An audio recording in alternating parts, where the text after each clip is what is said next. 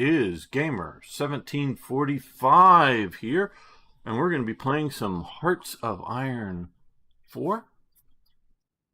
All right. And yes, my good friend Arno is the old man on time. Well, within a minute or so. You got to deal with getting all the software started. Okay. I want to talk about Alberta, Canada, and the New World Order. I guess we can call it that. But we're going to do it a little bit later once actual people really do show up and not just a couple of friends who were waiting every moment just to see if I'm actually alive and whatnot. Okay, so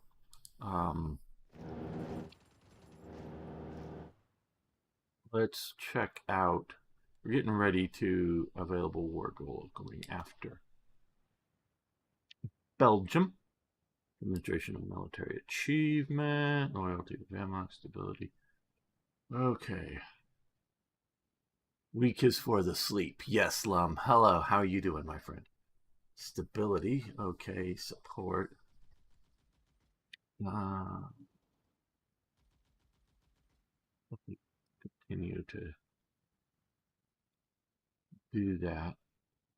Playing the Baltics, Operation Weserbung. I think we're going to try to avoid that. Subjugate Romanian economy.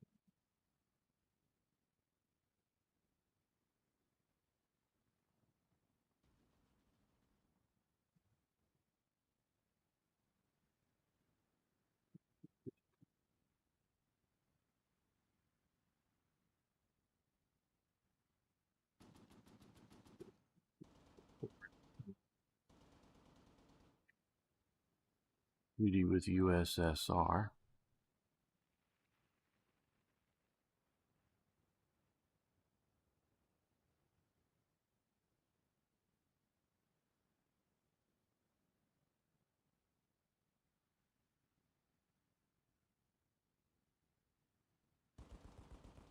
Sleeps but just closes their eyes to reflect on the days ahead. Yeah. I'm going to disagree with that one.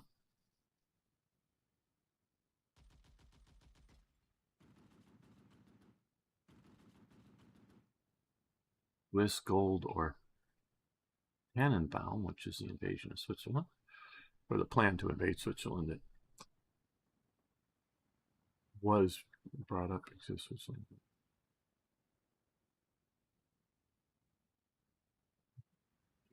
We're just looking here at the different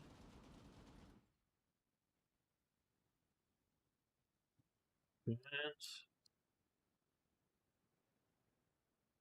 Oh yeah, I'm very weak. Trust me, I know that. Yeah.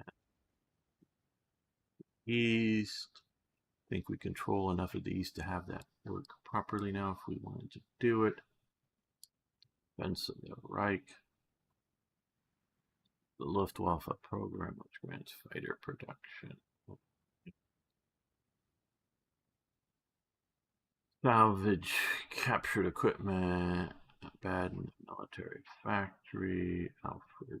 Thought it was Arno Becker. Have that wrong.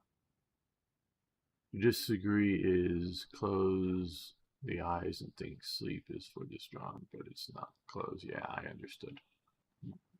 Typos to one degree or another. Plenty.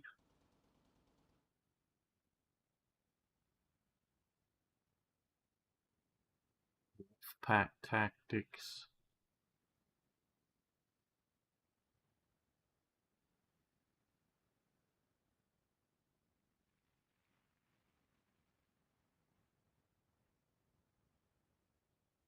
Weak sleep for a call and sleep allowance week is having stonk. Okay. Alum is either drunk or just being silly.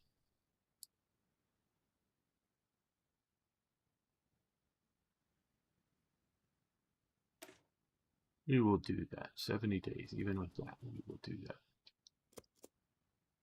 Okay, so we've done that.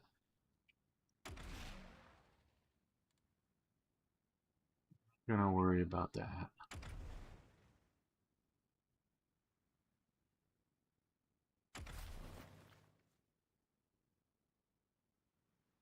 Yeah. You can be both, but I'm thinking more deliberately silly as opposed to silly because you're drunk. There is a difference. There is a difference.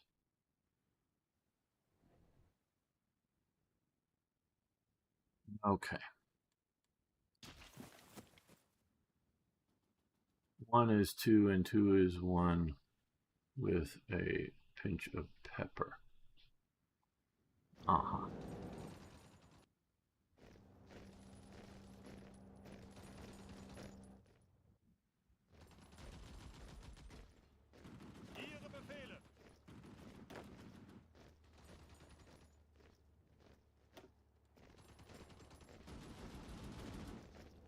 Not attacking across the Rhine very heavily, so we will move him up to here.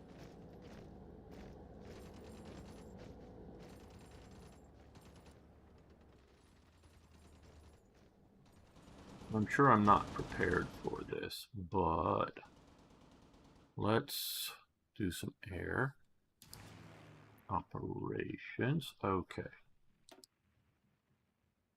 Now, Benelux, okay, we don't need to do bombing, tactical bombing in Germany. They had been pushing on a line, so it was a good idea. It's tense now, but yes.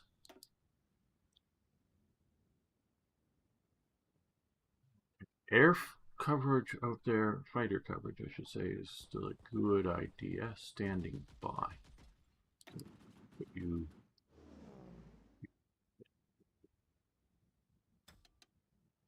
tactically support.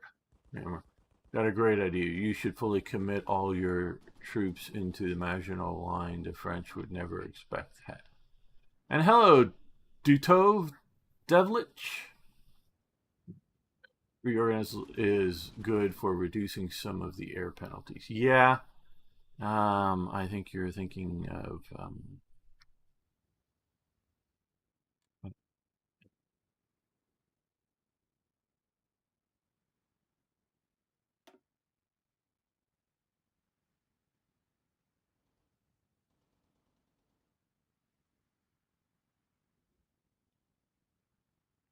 Okay, well, it was just about ready to build more air bases, and I realized, well, the campaign is going to be over quickly.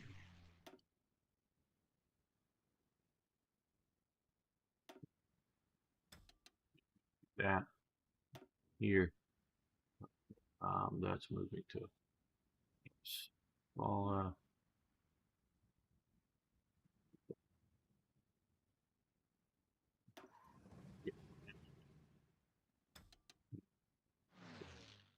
Going to get you over there to help support ground operations. Benelux.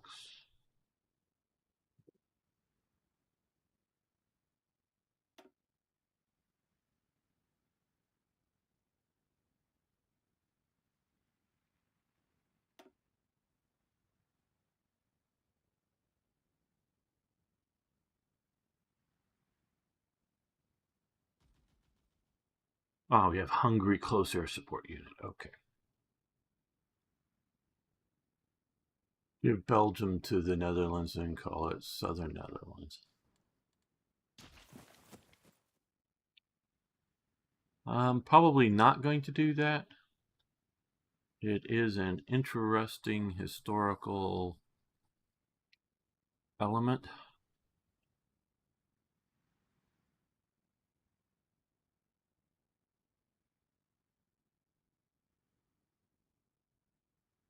And hello, Zoe Kuroian? over on YouTube. I don't recognize you. Good to have you here. Recognize the name at least. Okay, I don't. All right, so let's do this. And yes, people, I tend to, at least in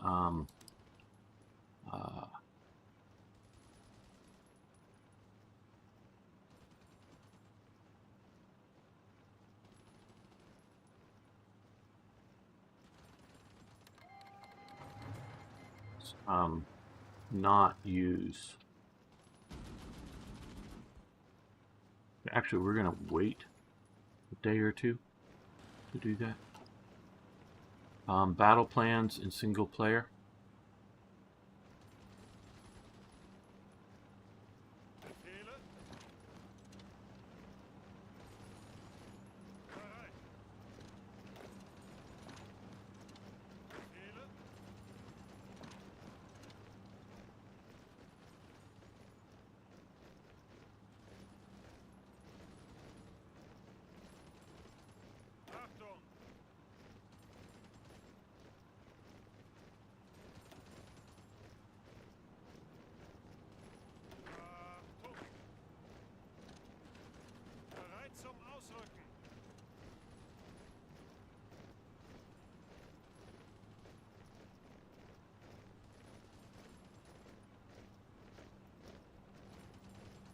No reason to be sorry. I just got to try to parse out these names.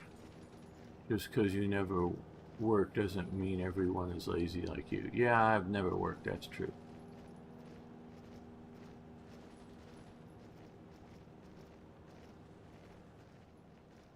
Okay. Now we have our force here.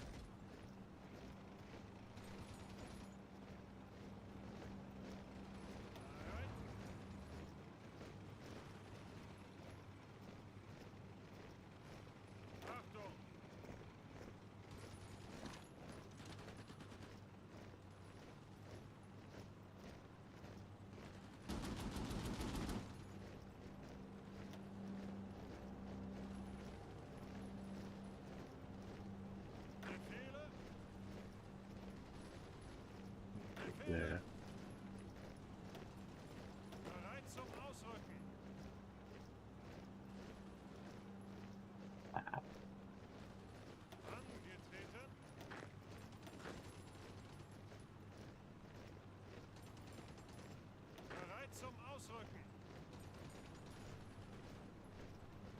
Brussels.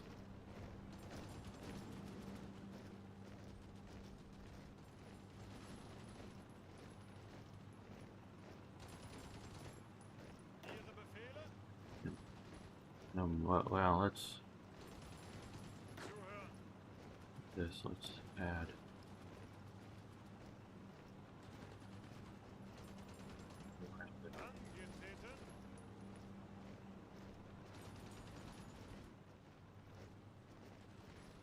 Push like that.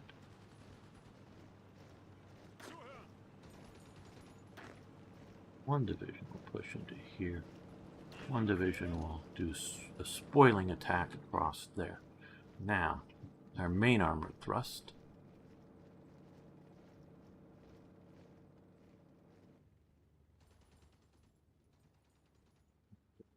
As you can tell, and because of our position, we're definitely doing something of a Schlieffenplan style as opposed to a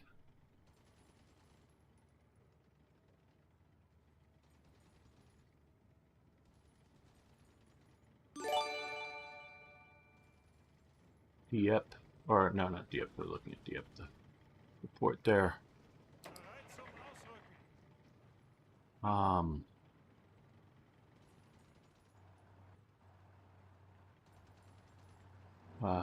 Full guild type, you know, punching through and presuming that they're going to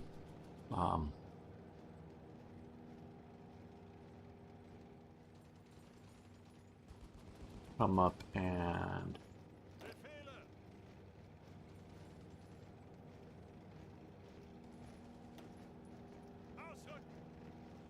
and engage with us up in here, and then we cut them off. That's a very great plan. Obviously, it worked most excellently. I'm not disputing that in the slightest.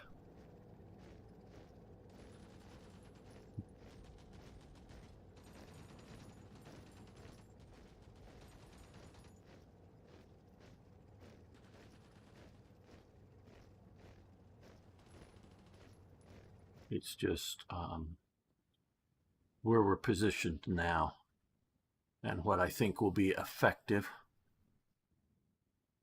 Okay.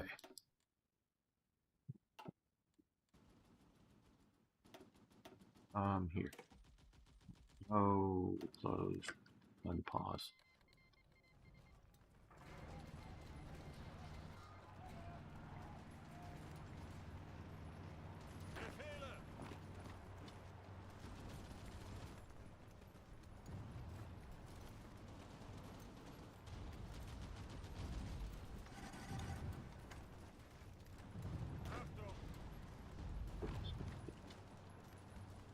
Blank there.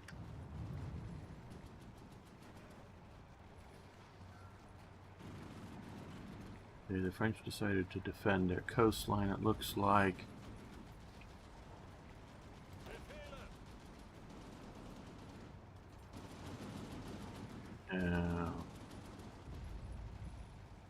You there. Just come up to there. That fight.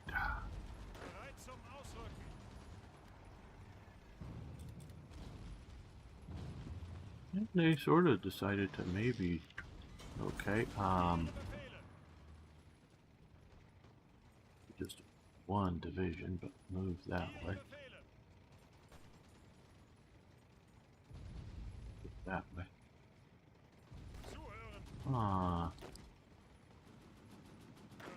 Okay.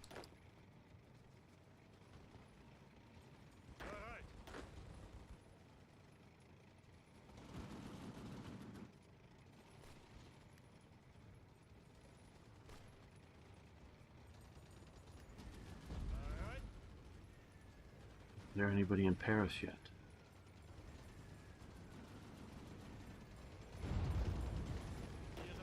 Hey, you report now.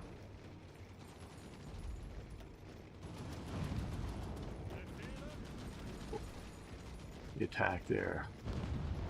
Seems like there's been a breakthrough at the Pas de Calais. Yes, up here.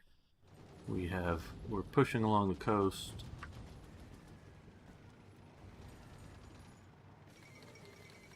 Belgium is kaput. Okay. Which definitely... come on, back over here. Freeze up forces. You guys come there. You guys come down there.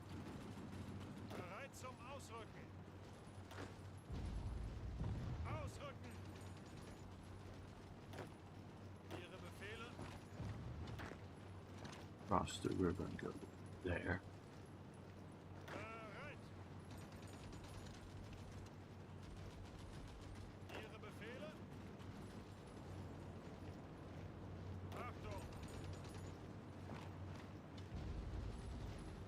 Momentum going. Right, you guys come down. Up there. Okay, well.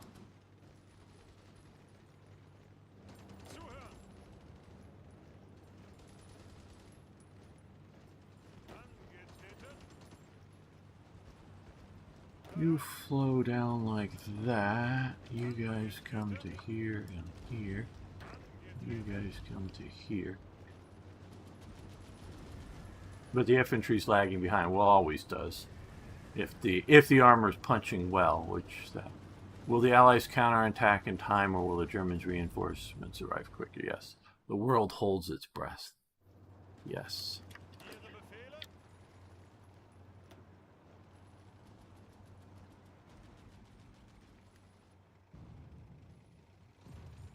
our armor is on the outskirts of Paris.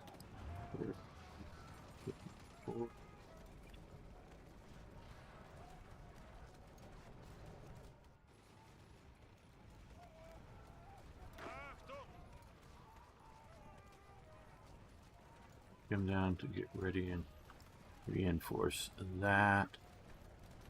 Okay, well. Stronger unit attacks there.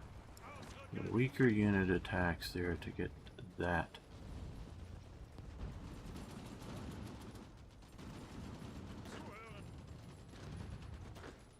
Guys keep moving there. You move into Paris. You drive this way into Paris.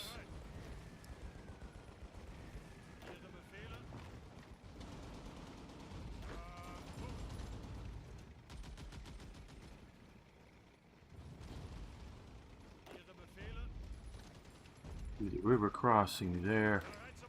You join the attack there. Up to there. And thanks for following, I believe.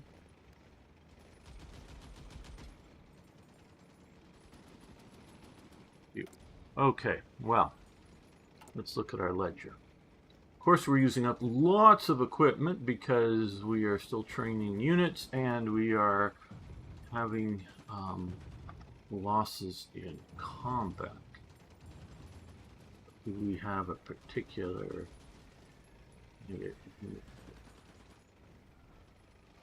we got lots of stuff stored up. Okay.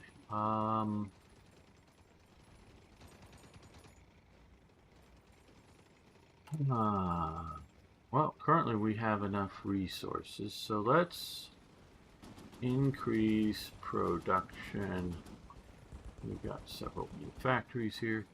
Let's increase production on trucks, medium tanks,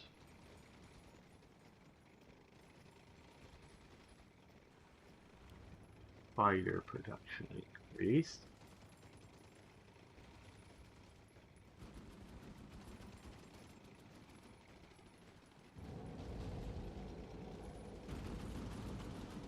And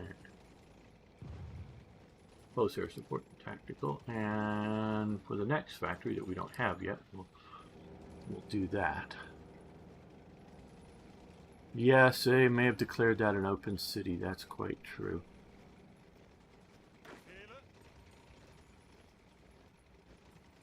They're doing that. We're going to march forward because I think we're about ready to break through there. It looks like they're going to do okay, so we're going to start with that moving.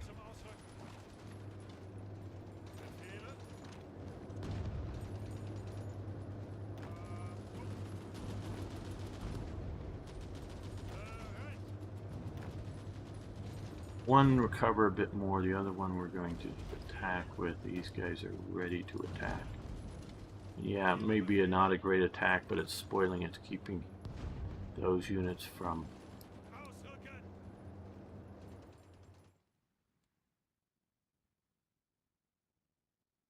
doing anything useful. Okay, they haven't withdrawn from the Maginot Line heavily, so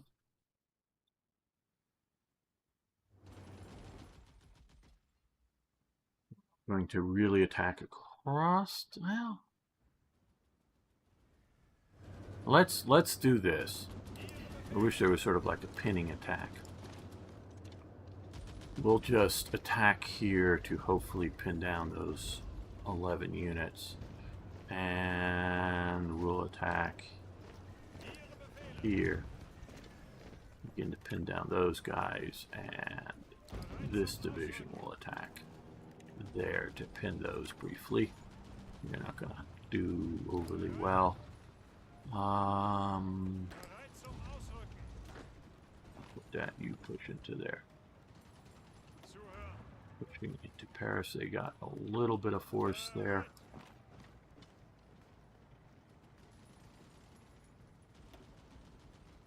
these divisions not only go there, but swing into Paris.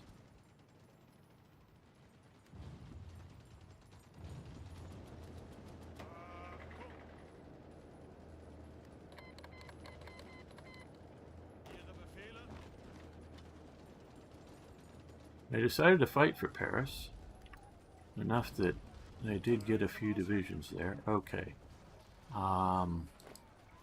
One division attack here, 3 attack there. Armor unit push down and cross there. Infantry unit just keep moving up. You guys hit there. You can cross over that.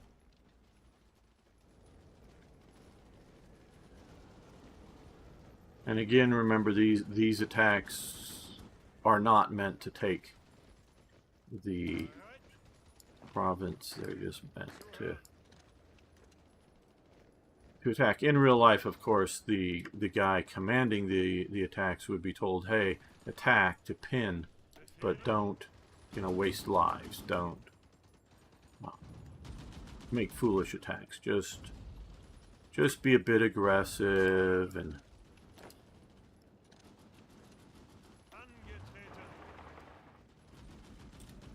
Be enough there that will keep them in the location. Okay. So they're counterattacking, which is blocking my forward force. These guys can come here. They can cross the river. These guys can punch that way.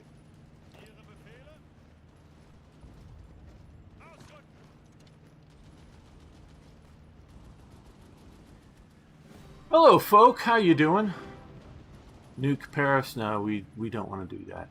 Somebody should manage the military operations and co-op while gamer sits back and do commentary. Yes, well, we sort of kind of done that a bit in some of the older,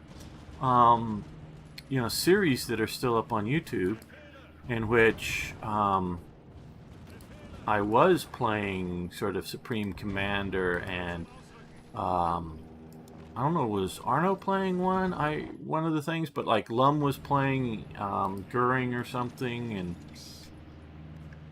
it was a massive co-op game against the AI.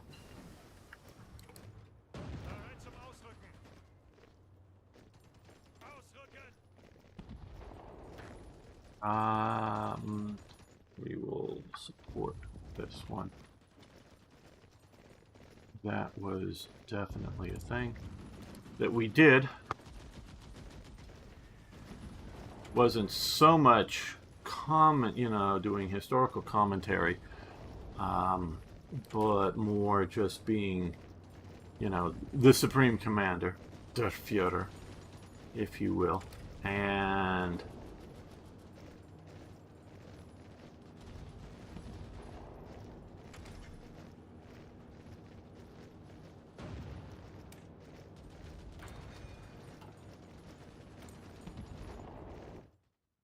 managing. We had several people like I think Werewolf Man was one of them, one of the players, and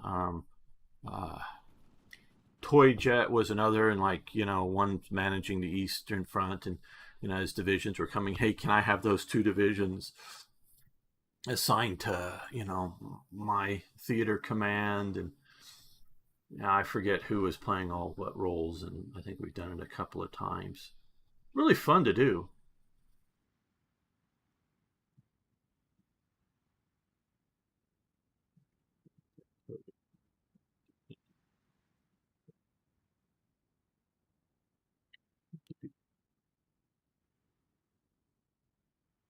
Hello, Thomas. In this game, do you sustain more losses compared to historical losses?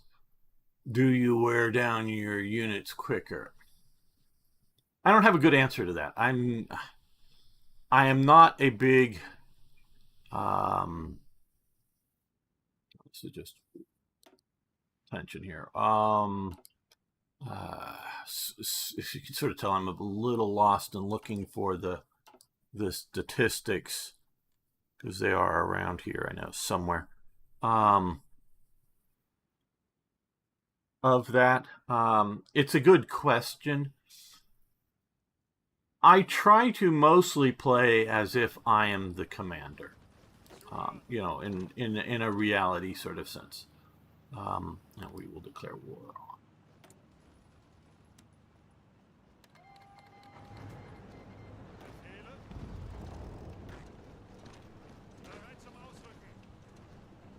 You know, as in, you know, casualties, losses, and whatnot. But actually, like German slow methodical approach. Yes, Gamer has memorable Steiner's Angriff bunker scene moment. Oh, I think I do. Yes, yes, I think I'm remembering that now. I'd be up for it if you ever want to do something. Hey, Dino Phyllis, good to. Okay, well, I'll keep you in mind. Uh, as most of you know, I got really sick last year. I'm not going to go into too details. So, but I stopped streaming, and I. It's not that I don't care about this channel or my channels. I do. I just have stopped working to grow them, partially because of stuff that I read and watch other YouTubers talk about. That old channels, YouTube doesn't try to grow them for some reason, and I don't know why. Meaning that a new channel, if I sort of kind of like, let's say, you know, made announcement videos, hey, I'm over on Gamer 1746 channel, jump over there live now, and to see like a new channel that gets a spike like that, you know, even based off the old one, that they'll then recommend it to more and more people, you know, and have it grow. I'm very much of a mind not to abandon this channel, but I do have plans for other more edited videos on topics and things channel. So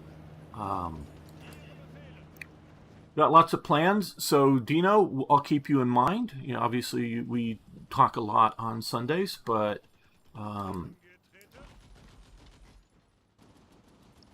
when we get to next, okay, well, we're going to put you to maybe doing something like that.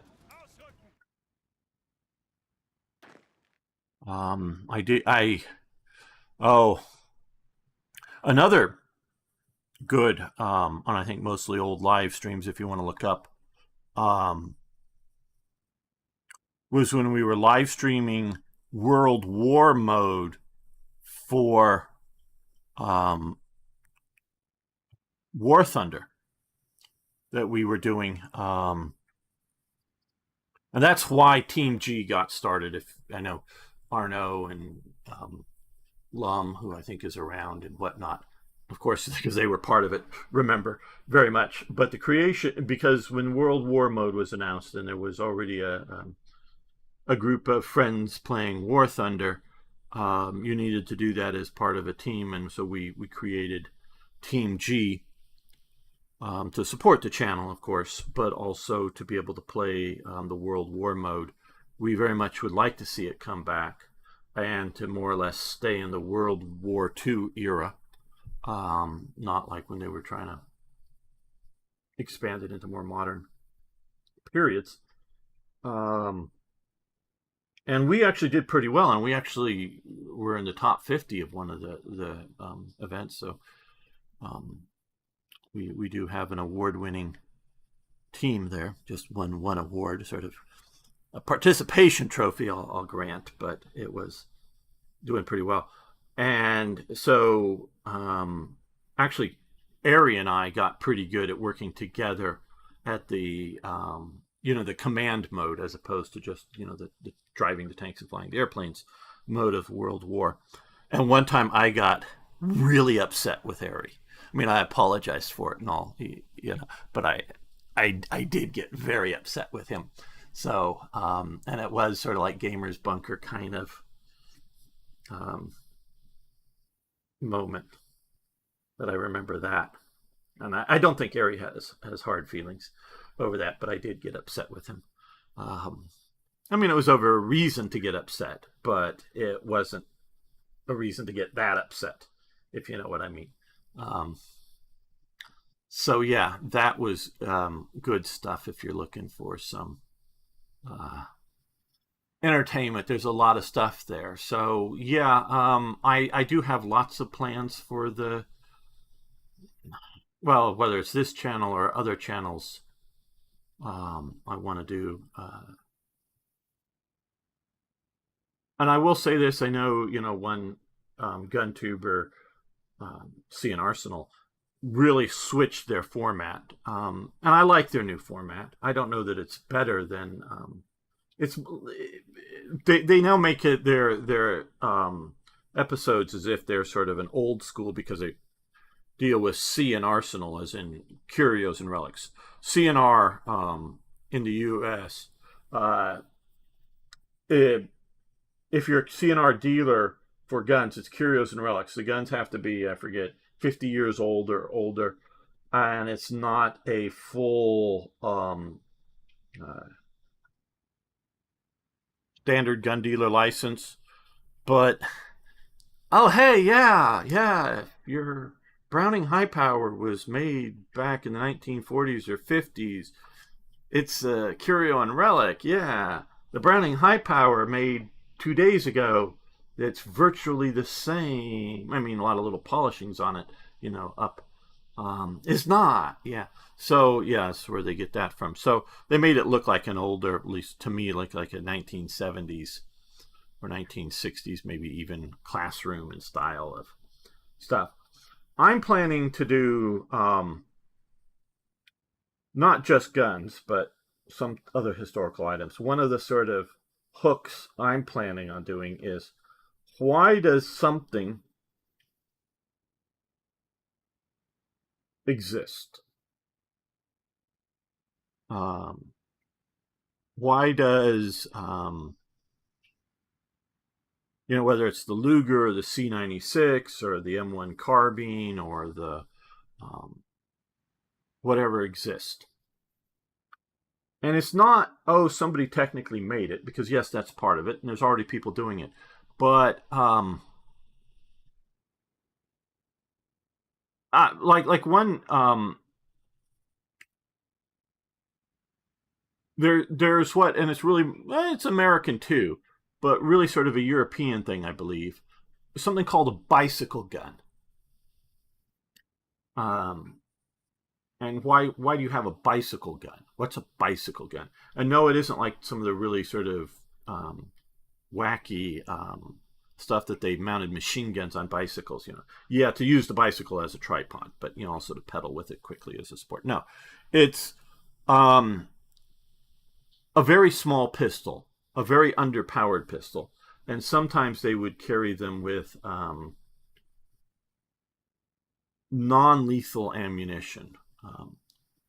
And the reason they exist is in the late 19th century, early 20th century, and obviously it's still around, particularly, I mean, everywhere, of course, but particularly in Europe in mass, is the bicycle comes out and gets really popular.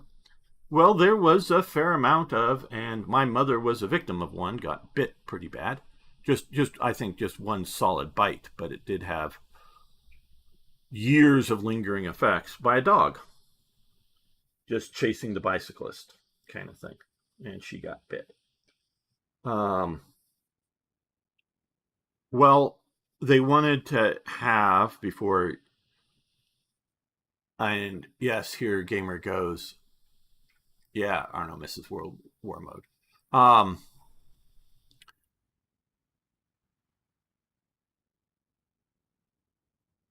Going down the rabbit hole, I was talking to another person who's played huge amounts of War Thunder, as well as on some of the multiplayer, including World War mode. Eric, who's in Norway, who has his own channel, Nordic Arms and Armor. I believe that's the channel name or whatever.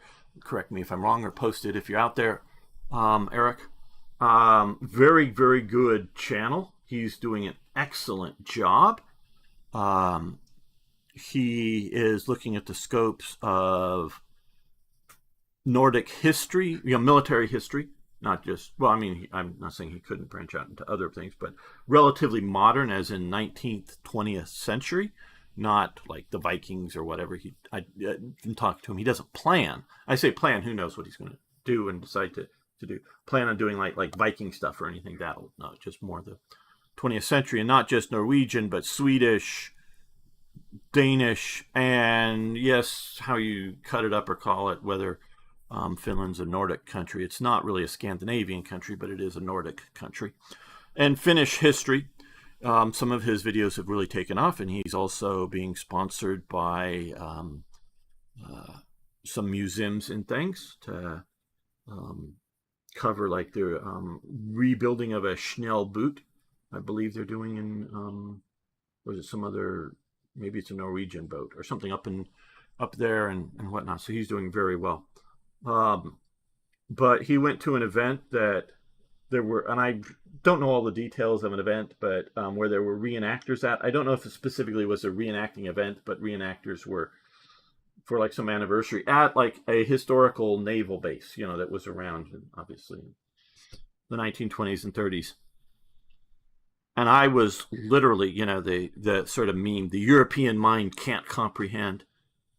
Well, this was literally an American mind couldn't comprehend that I was, and I'm not trying to joke or play it up. I think a good term would be dumbfounded, sort of struck dumb and incomprehending of the idea that at an event like this, that reenactors weren't just like barging in and showing up. Not that necessarily they were official status or something, but they were encouraged to be there. That it was illegal not only to have firearms there, but to have non-firearms, in that arms that were once, or things, not arms, things that were once firearms, but via Norwegian law have been rendered non-firearms, meaning barrels plugged and things, make a gun not be a gun anymore, to their thing, that would be illegal. And he took a risk and had his bayonet with him, because again, that's an illegal thing, because it's carrying a blade, because you're not even supposed to carry pocket knives, my understanding, in Norway. Literally, you're not supposed to carry pocket knives in Norway. And this American could not believe it, because we have a lot of unconstitutional laws. I don't know what Ubirth is, unless it's some sort of Nordic Arms and Armor this time. Yes, thanks, Dino. And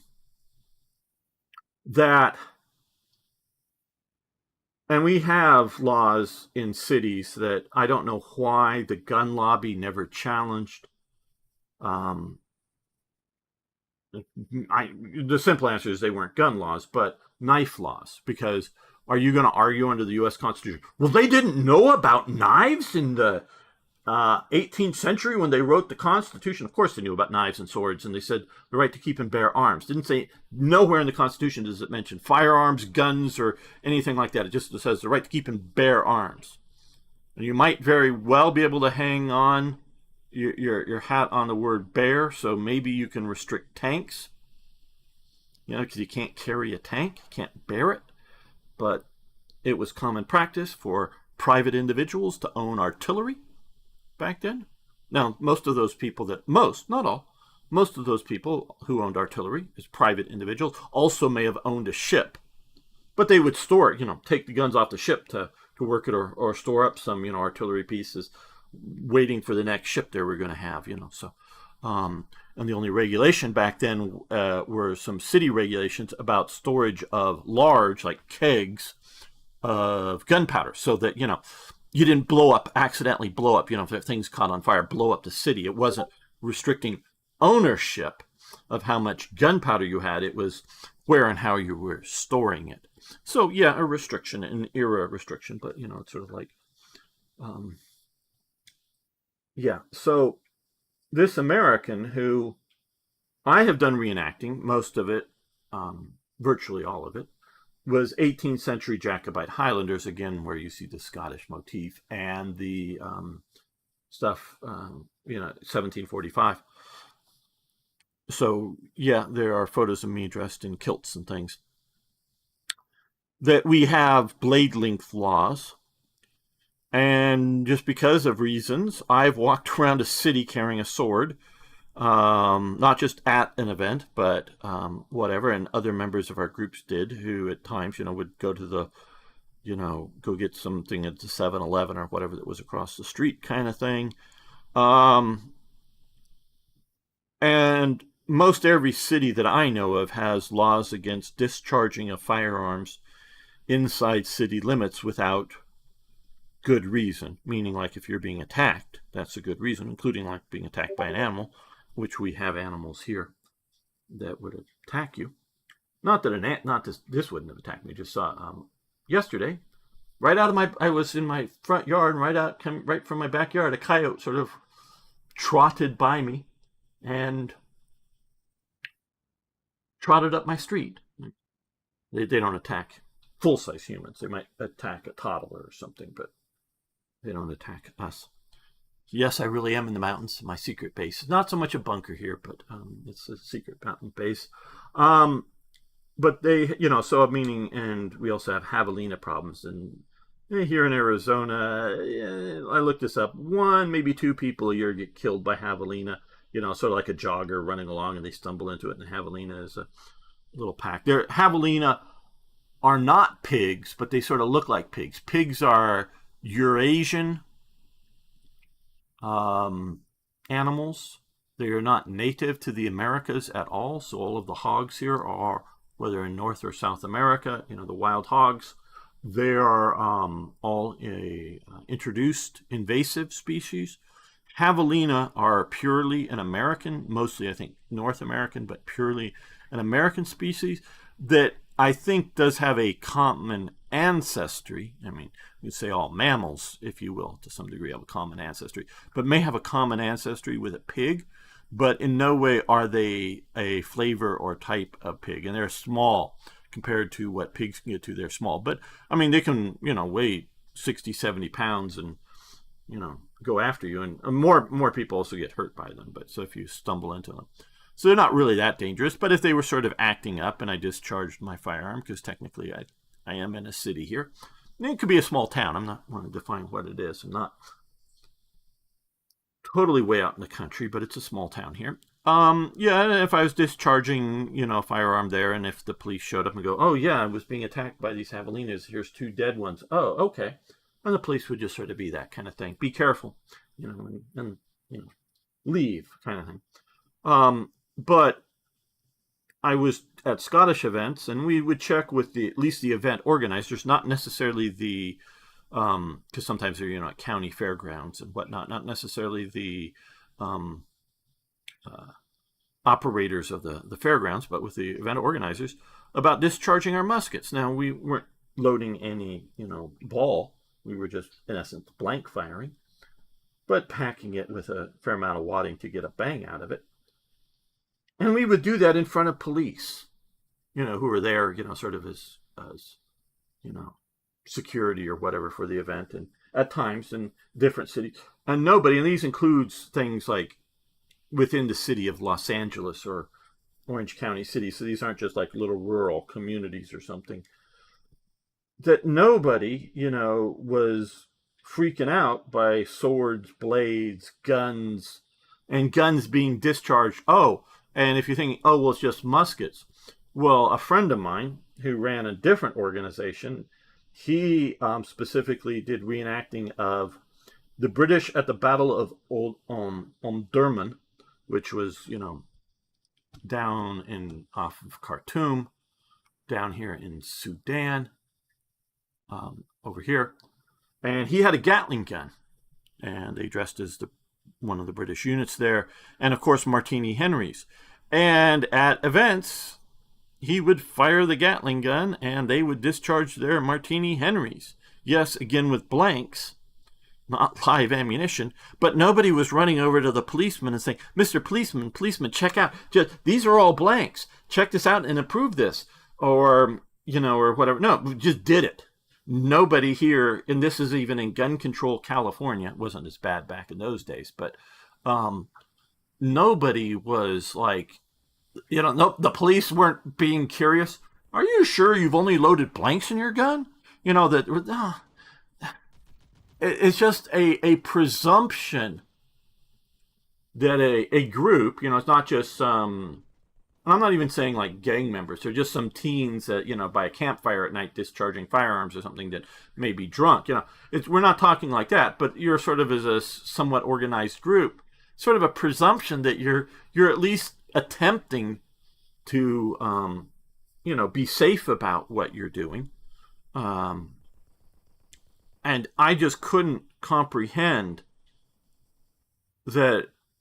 I understood, Norway, okay, no loaded firearms at an event like this, but they can and, take a loaded firearm to the gun range or go hunting, or if you're way up in the north of Norway, maybe carry a gun because of polar bears up there and that kind of thing, which I understand they do way up in the north.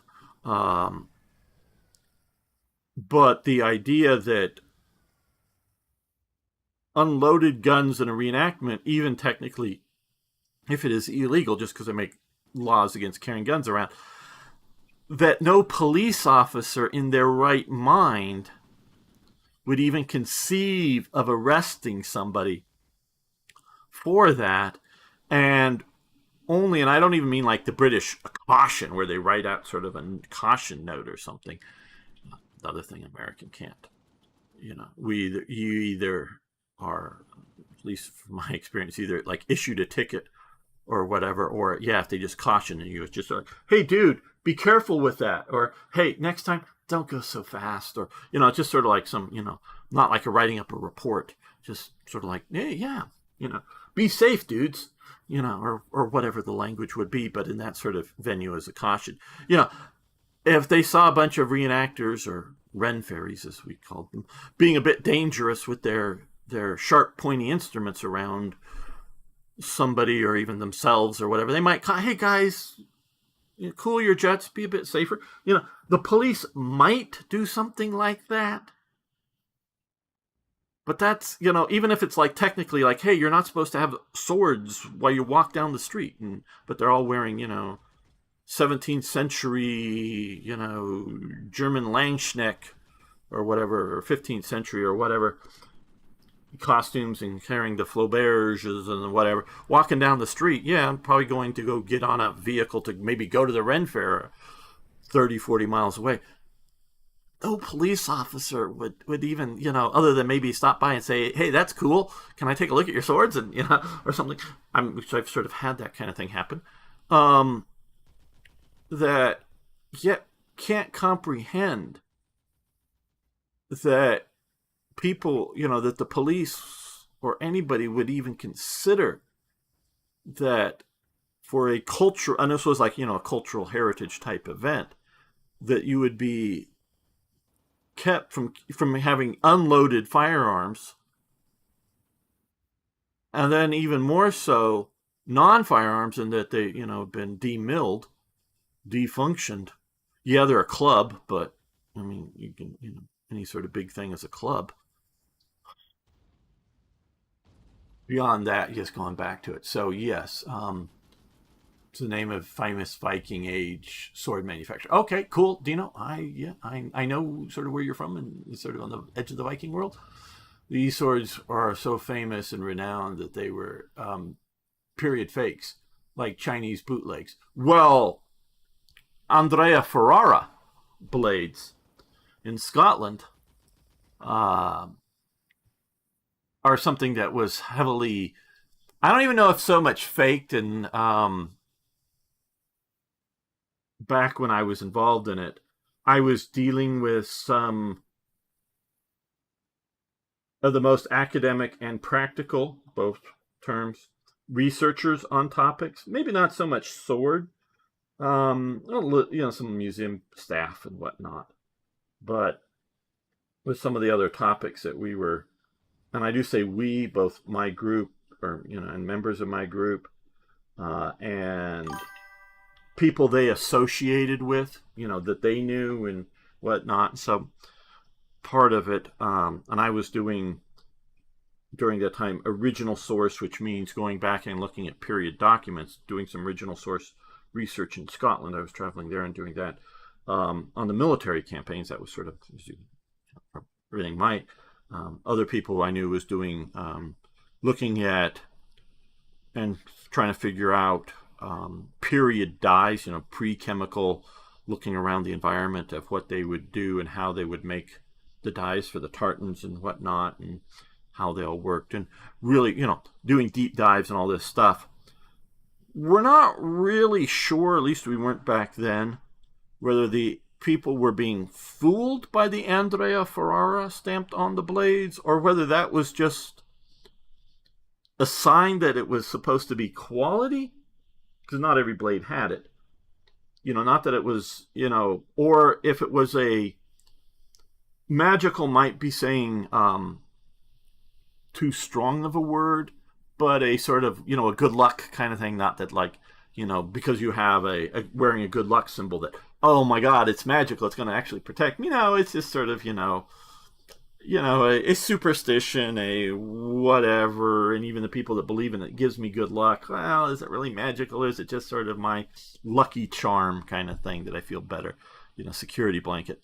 We weren't really sure on that, but oh yeah, no, I'm very familiar with the idea, and this is back.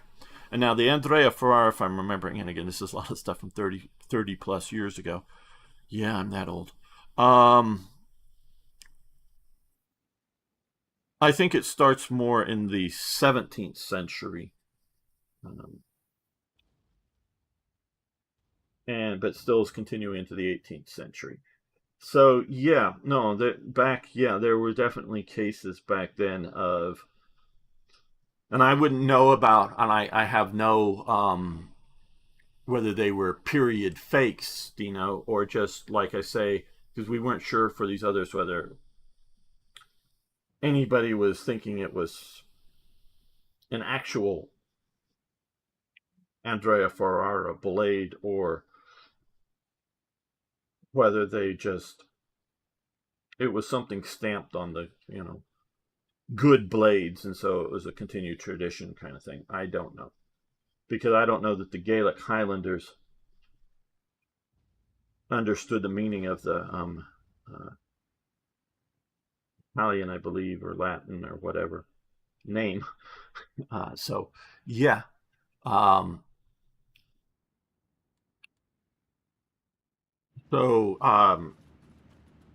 Just can't comprehend some of the stuff. So, but yes, Eric, with Nordic Arms and Armor. Very good channel. He has the sort of luxury of specializing, in military history of sort of this part of the world and things that touch, significantly touch this part of the world. But what I'm sort of, is to not just, why, the bicycle gun or something like that. Why would somebody want an underpowered firearm? Well, before Europe went insane, or as insane as it has gone, maybe it was already insane, who knows. But, people would want to carry a gun and be able to discharge it in the city without being too big. You want a bang to scare the animal off, but without maybe too big of a bang.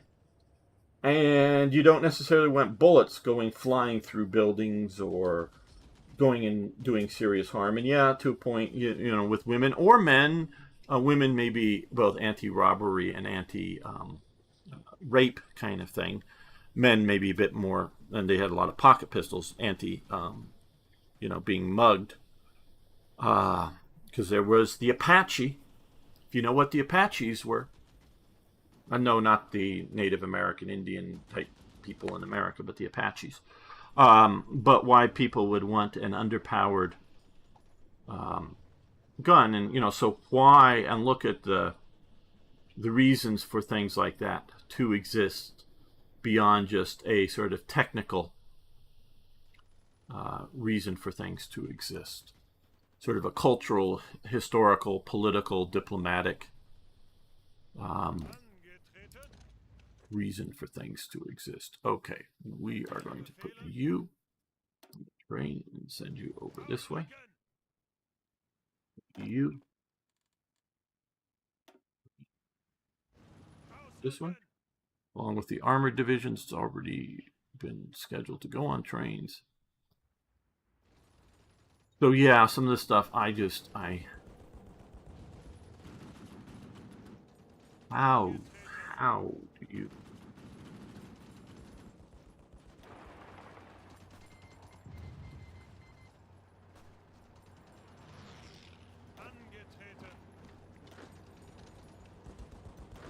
do you even conceive of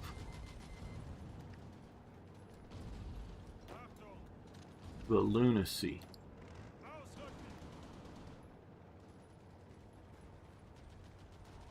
If you will, very real idea of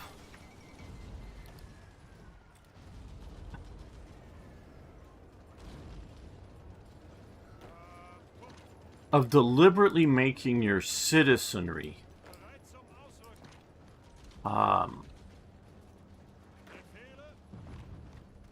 unable to defend itself. Because I cannot, in Europe, and I know we have a lot of thoughtful people here, Arno, Folk, and Dino, but some of you thoughtful Europeans, how you got to that point of your government wanting to make you deliberately vulnerable, unable to, legally, like, oh my God, in Britain, you mean you beat that person that broke into your home? You assaulted them? They were just going to rob you of your things. Oh, maybe murder you too, but you weren't sure that they were going to murder you, were you? Did he actively say he was going to murder you? Well, he says he didn't say that, and you assaulted him. And this is, no, it's not an American thing. Fear of violence?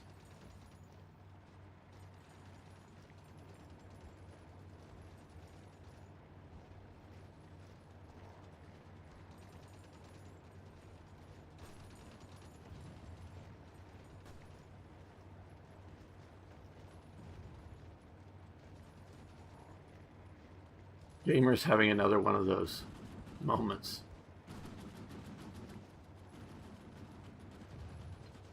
So, the society, not an individual here, but the society, correct me if I'm wrong about this, of what you're saying, is that you have a fear of violence, so that if somebody were to violently attack you, you should immediately lay down and let them violently attack you, because you would be contributing to the violence by violently defending yourself. And yes, I know we've talked about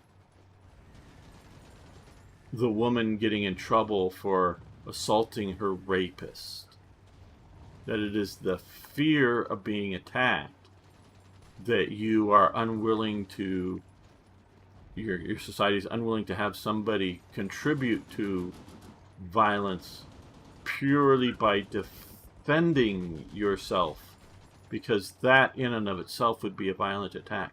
So that it would be best, whether it's a insane, deranged, or just somebody in Germany or France or whatever who would just being willing to use violence to take your things, or whether all these people you're letting in from the third world, it would be better for you to go, oh, he's got a knife and he's stabbing me. Well, hey, yeah, okay, I'll just sit here, stab me. I'm no. If I were to do, if I were to pick up a chair and hit you over the head and crack your skull, that'd be violence. He's just stabbing me.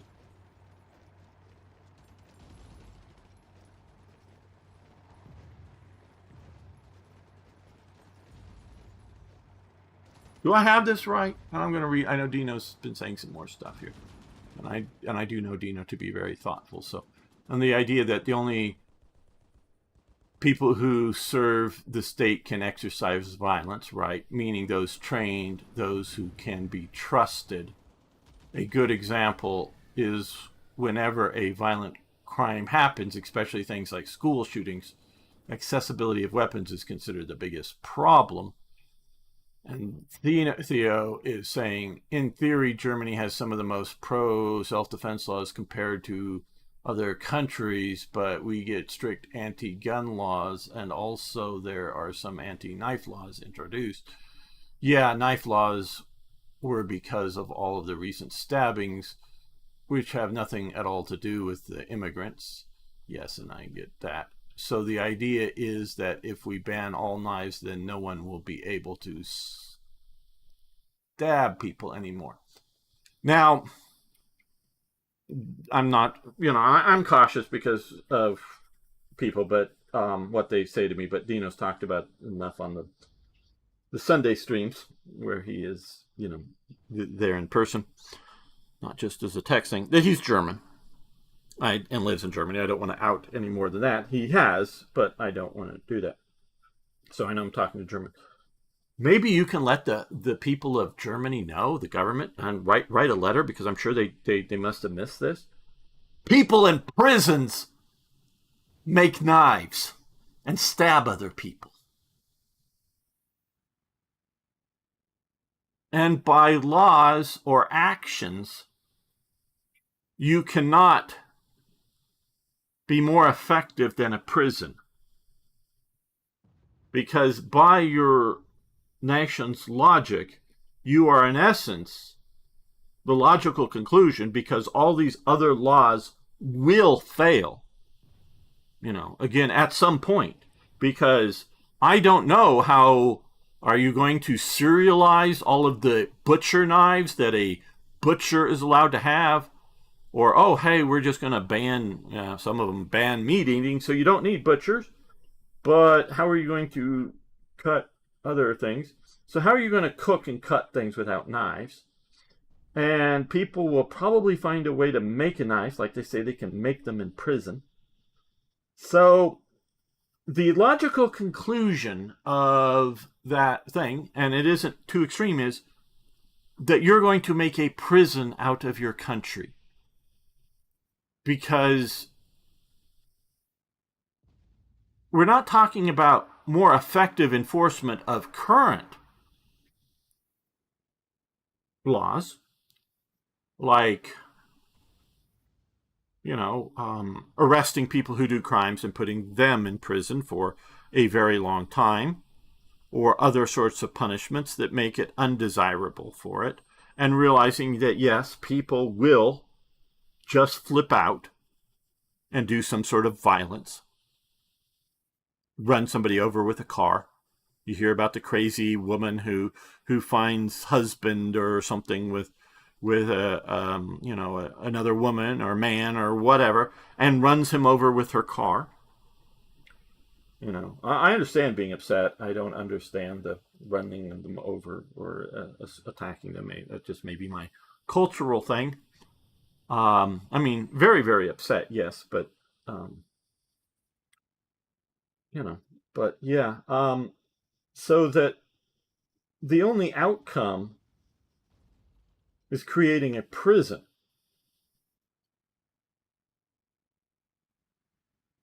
in which you lock up. And then, which we've seen, of course, in prisons, there are a lot of corrupt guards, and if you do not have, if you have everyone locked up in prison and there's only the guards, then they will be the corrupt guards and they will be doing the violence.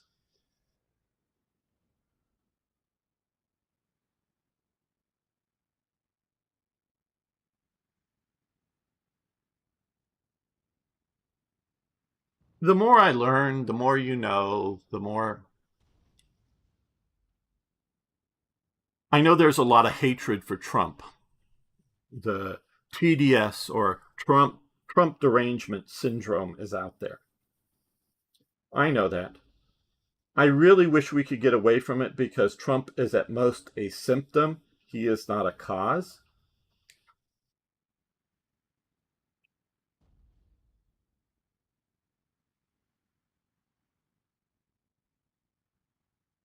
And whatever pilled, red pilled, black pilled, whatever, Trump's threat to invade Greenland, Denmark, Greenland, which he never made. Okay, he never made a threat to invade. That was entirely fake news made up by the news media.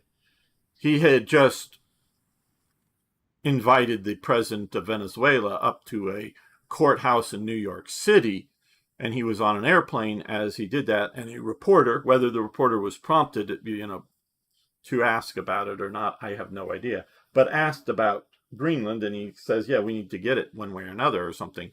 He never said it was a military invasion. The more I learn about modern day Europe, and I know that it hasn't been around for a little while too much, but and I will get to some of the chats here in a moment. A friend, we were talking about things, and talking about manifest destiny in North America and whatever, and that's just straight up some Nazi shit or something like those kind of words or whatever. No, it isn't. Territorial expansionism.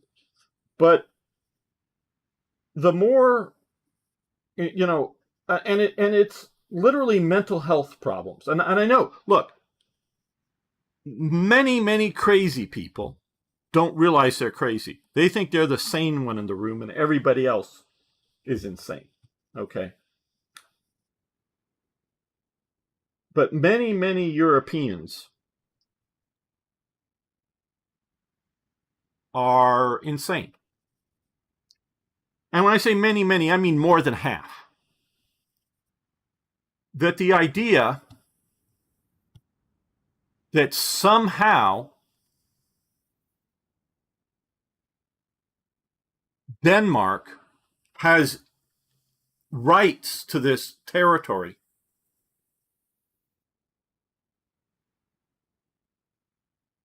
is literally insane. Oh,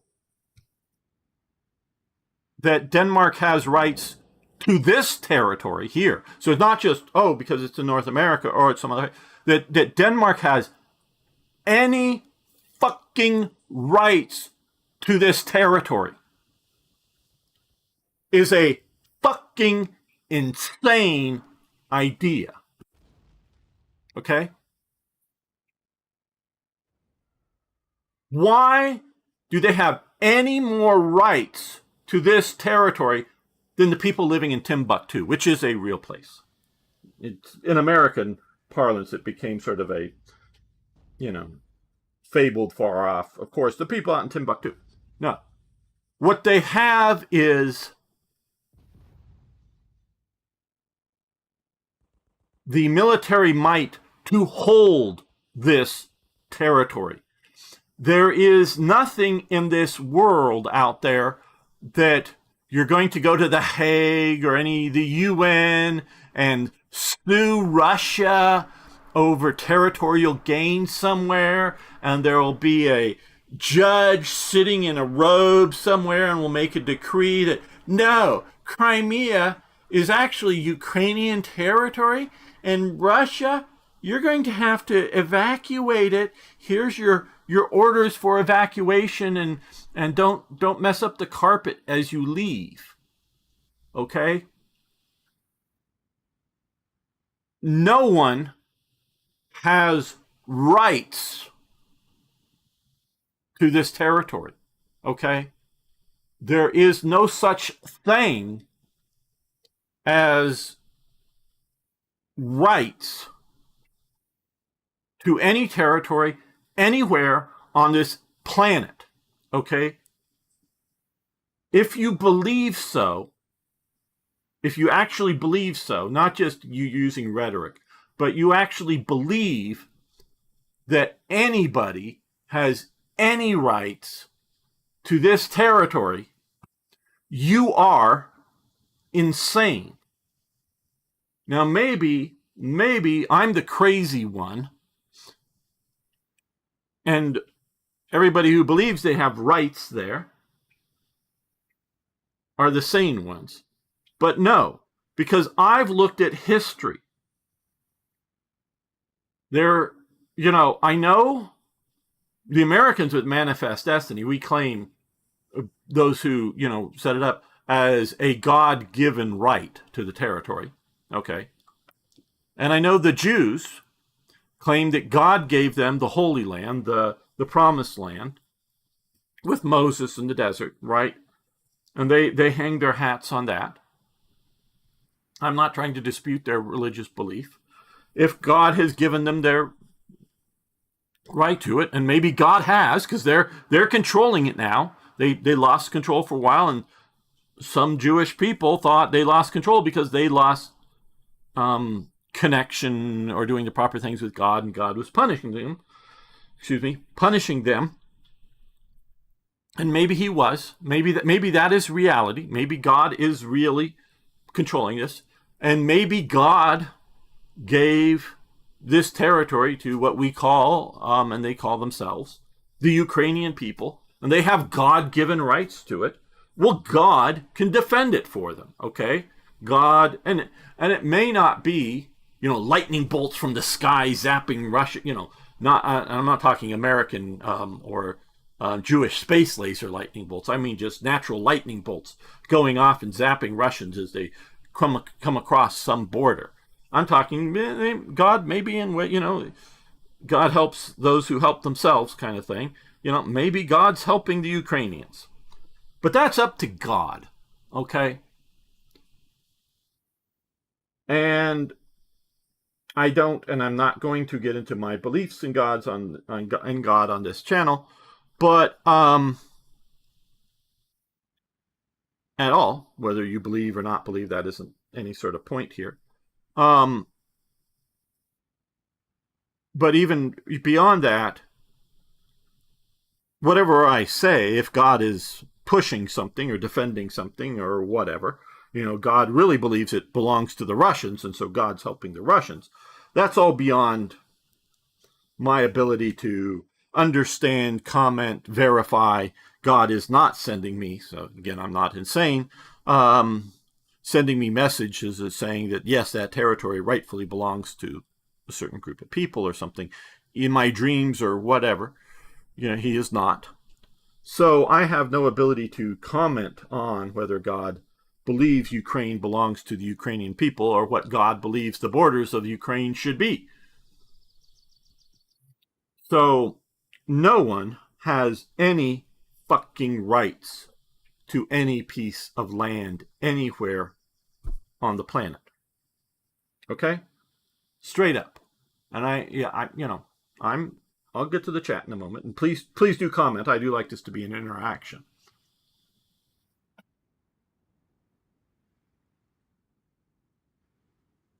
So, if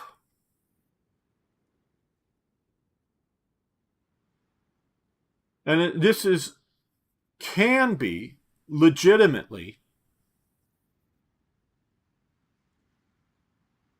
if an individual or group of individuals believes some individual or group of individuals, a group of people, are doing damage to the environment, unduly so, I think there's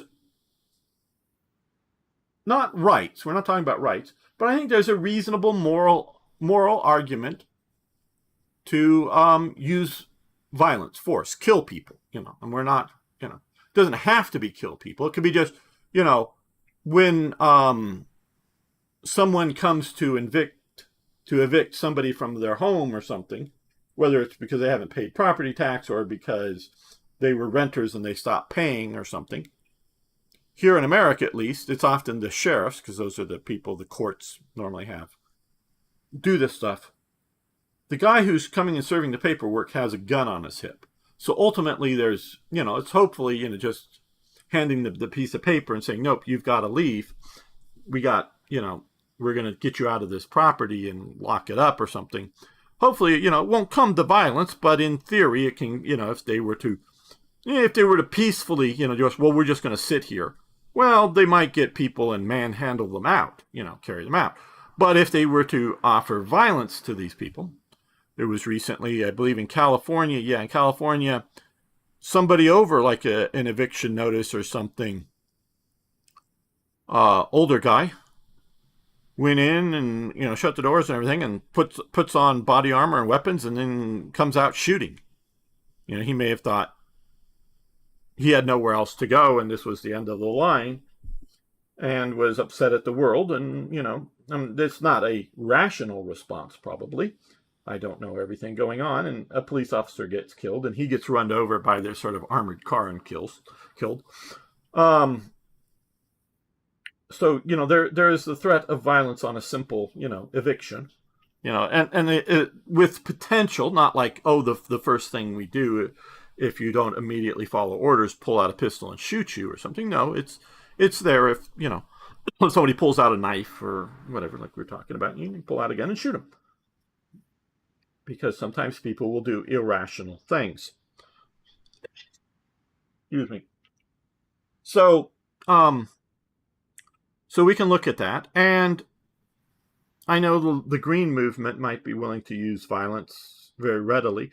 But, we could just see, let's say somebody who has a nuclear power plant, maybe not even coming in like the 12-mile, zone of American territory that we, internationally agree upon distance out into the water, but just coming out here dumping nuclear waste. And even if we've already sent in the, sternly written notes saying, please don't pollute, dump nuclear waste off our coast or something. And they're going, oh, it's international waters, we can dump here. Nope. No, at some point, just over, misuse at some level, we can kill you. The second shipment comes over nuclear waste, and it looks like you're going to do it. I think we'll kill you. Whatever government, we could, it could go China or, some sort of government that you might believe would actually do this, and we'll kill you. Okay, so we could say misuse of the environment that's bad enough. If all the Brazilians decide that they want to cut down the Brazilian rainforest, I don't know that the Americans really should go in there and go to war over that. I know some would want to. Probably if they were cutting that all down, just haphazardly, there probably maybe already other reasons to go to war with them beyond that, but but also not just misuse, misbehavior, like, killing off all your Jews. But those weren't American Jews. They were just killing off European Jews. At some point we can do a moral argument against the Nazis and, beyond self-defense of Britain or America or some, or even the Soviet Union defending themselves from, being attacked by the Nazis. Beyond self-defense, you can argue moral issues, to go in and kill people. Well, I am coming to the conclusion, more so, that Europeans are insane, that there may be a few a few rational ones who realize that if they were to start carrying a gun openly on their hip, or a Bowie knife or a sword or something, that the insane ones would lock them up in jail. So they can't quite be American about it, because, as and I save memes and whatnot that may be useful, as one person puts it, and I will agree with this. All of America is a concealed carry zone. You can carry a concealed gun if you're not a pussy, no matter what the laws are. I'm going to make no further comment on my personal behavior beyond that. But yeah, you can carry a gun. You can carry, of course, going into an airport, they got metal detectors. So that's just, stupid to try to carry a gun in there. But everywhere else in America, that isn't, guarded by metal detectors or some such thing, you can carry a concealed weapon, in America, anywhere you want. And it's actually perfectly legal in that it says the right to keep and bear arms shall not be infringed upon. It's just there's illegal laws against it some places. But if you're not a pussy, you can carry a gun anywhere you want in America, concealed, or a knife or whatever, if you're not a pussy.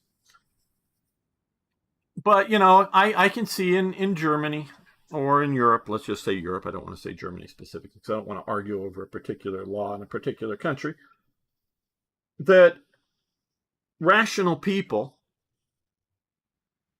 Now, you should be willing to publicly, if you're rational, state that the law is insane, not just misguided, not just bad effects, but insane. Rationality should be demonstrated. Not that you got to wear a T-shirt that always says it, or say it, every 5 feet as you walk along. That would be insane. But I mean, on the interwebs or something, when the topic comes up, and going, this is an insane policy. These people should be thrown out of office, and rational people should be put in charge. But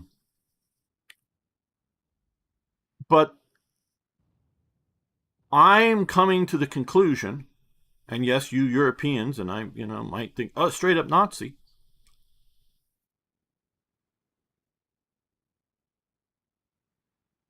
I think it is perfectly moral for basically anyone, not just Americans, but anyone, can take anything they want from Europe. Okay?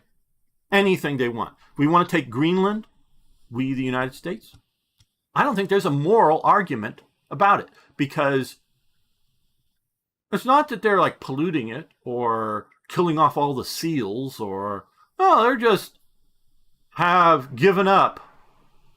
I mean, they've demonstrated that they are insane, and two, they have given up their willingness to defend it, other than in court, in the world court or in the UN, and if the US wants to take like this little piece of France down here, because it's still part of France here, right now, and I'm willing to listen to arguments that there is no moral reason that it, and we're not, legals, well, who passes the law? Oh, the UN. Yeah, that's China, Russia. Do you think a law passed, whether by Soviet Russia or Putin Russia, or a law passed by CCP China, really has any legal or moral justification, legal justification for it? Oh, I'm legality, blah, blah, blah, blah. That these bodies, these institutions, in which leaders that make Idi Amin, some African leaders that make Idi Amin actually look almost sane, that over time that have voted for and or against laws being passed in the UN, or their representatives have voted, that should have any legal, moral arbiter over international interactions. I get, and including stupid, laws of war, you know, yeah, this is gamers' moral rant here and whatnot. Contractors, let's use the classical term, mercenaries, operating in places like Iraq, could have blended metal bullets. And these bullets are designed, and I know I don't know the formulas or whatever, but designed to like punch through armor very well. But once they hit flesh, they explode. They It's not really an explosion, but they catastrophically disassemble themselves to create horrific wounds that the Geneva Convention, because of dum-dum bullets and whatnot back whenever, but our U.S. Army could not. Oh, I heard stories of, and I'm sure they're just lies, of U.S. forces at times trading things for some of these bullets, you know, at a local scale. But if they were to get caught with them, it could be a problem. At one point, around Fallujah and some of the other things, this is another aside, I guess, and I was never there or anything like that, but I guess they were writing reports and or maybe taking photos of the enemy killed. The U.S., because of sort of Vietnam trauma, reporting body counts, etc., etc., we did not publish those things as any sort of metric. I don't know if they were technically secret information or just not published information or whatever, but just because we weren't trying to, oh, we've killed 500 people, only lost 5 of ours, or it's 100 to 1 kill ratio or something. We weren't looking at that as wanting to be a means of determining failure or success. But there were so many head wounds that they did the judge advocate general sent in an investigation team to see if they were executing people. Nope. It was just the Marines were good shots and doing headshots, and because most of the people were looking out windows, popping and shooting and whatnot, looking out of windows. So the thing most exposed was their head, so they were popping them in the head. So yeah, if enough trend of things happening, soldiers could get in trouble. Now, I get the idea of Geneva Conventions and trying to get nations not to, which seem to be basically successful, basically because we can look at Italy using poison gas in Ethiopia and Japan using it against China, but it showed that if both nations were equipped with chemical weapons, mustard gas, whatever, that the nations refrained from it if they thought that the other nation could effectively use it themselves. So yeah, I mean, some conventions are not a bad idea, but now a lot of soldiers threw them away, but most soldiers in World War II, at least German, American, British, carried gas masks.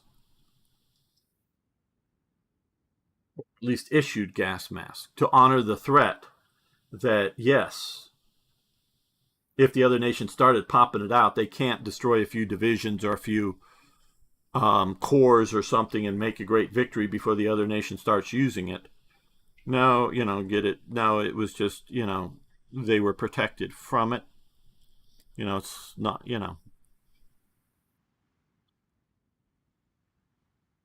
And so I'm not saying that zero laws of war, but, or zero other, things like that shouldn't be done. But what you can do with conventions like that, go say, okay, yeah, we'll sign this convention and we will honor it so long as our opponents are also honoring it. And if somebody's using, and I'm not saying the U.S., I'm just saying any country. Say if country X uses chemical weapons against us, well, we'll use them against them.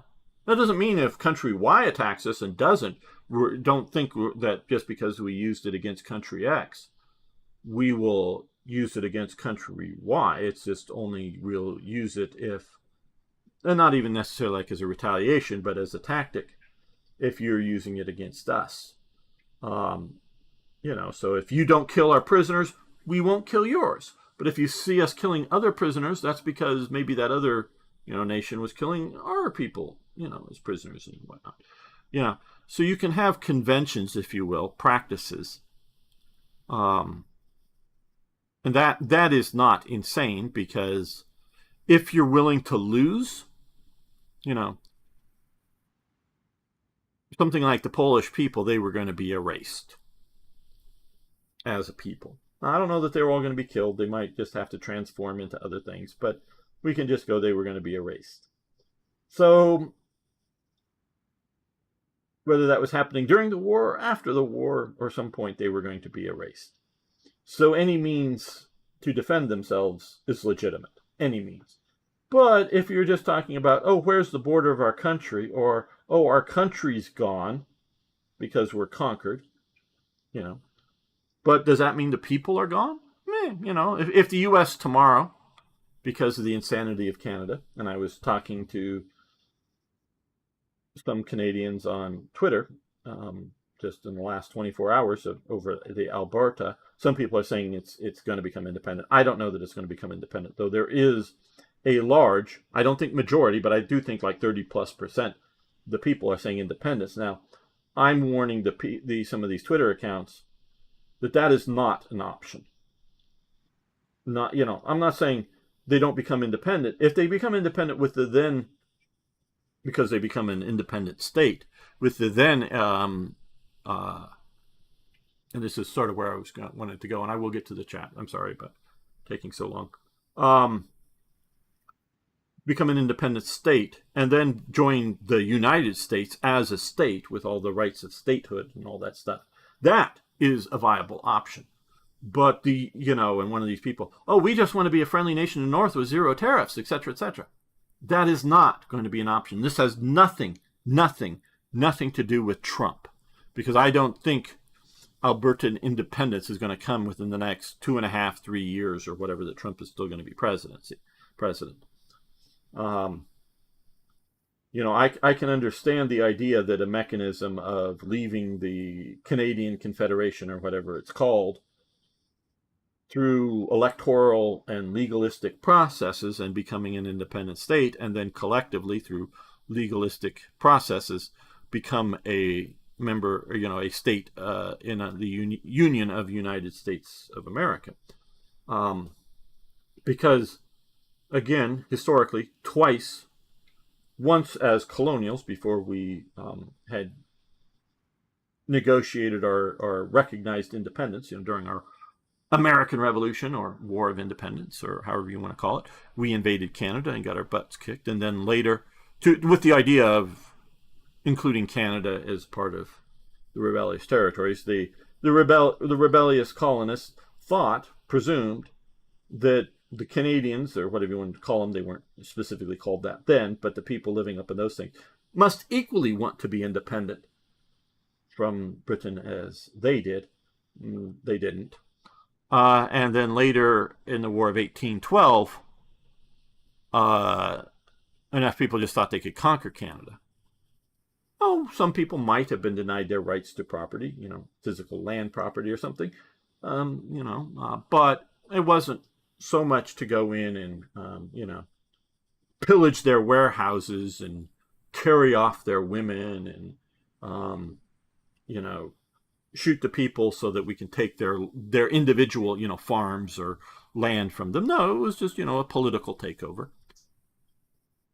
It wasn't, to depopulate the area. If you wanted to be more loyal to the British Crown than America, we may go, see you, sell up your land and go back to England or go out to Australia or someplace, if you didn't want to be an American, or however you want to say it, back in the day. And that, could be in the future that if Canada continues to go its insane route, its insanity, that they're trying to collect the guns up there, and they're threatening door-to-door confiscations. They have yet to start doing that in any scale. And this is one thing out that's pushing the Albertans. The Albertans governments are saying our law enforcement are not going to have anything to do with this. I don't know that they said that they would hinder the Royal Mounted Canadian Police, or whatever, the Mounties, from trying to do that. And I don't think the Mounties really have an appetite or the ability to go door to door to try to confiscate guns, because they realize somebody's going to pull a trigger at some point. And there's not enough Mounties to deal with the subsequent uprising. So, but if they continue down their insanity, the U.S. might just, and I don't mean this is some sort of you're crazy, I'm crazy. No, I'm just looking at history, people. I'm not even saying whether I think it should happen or shouldn't happen. But because, and a lot of people were going, why do we even have a king? I mean, the queen dead. What, yeah, she was a historical leftover. Why am I going to sign up, pledge loyalty to some king off in, on another continent? What does that do for me? What it does is helps keep the U.S. from going north, because eventually it will. Again, this has nothing to do with Trump. This has something to do with the American character and manifest destiny. We will absorb Canada. I have no doubts about it. Now, that doesn't mean we're going to send legions marching across the border. They may just all decide they want to become part of America. It may be, gradually happening. It may be they may have votes on it to join America piecemeal. It's not that this is a naked threat force, and I'm not making it. I'm just some guy who lives in the mountains. Yeah, I got, maybe between Twitch and YouTube, maybe tens of people that will watch this. I'm not that influential or anything. So this is not anything like that. This is my analysis of history, not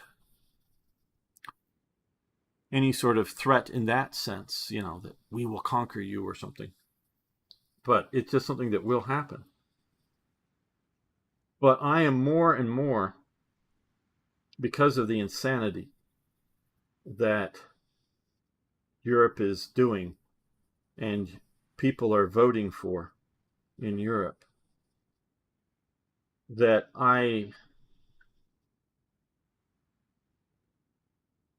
think anybody who can take whatever they want from Europe. And you go, well, what about Poland? They're arming themselves up. They're being rationed. Yeah. You know what?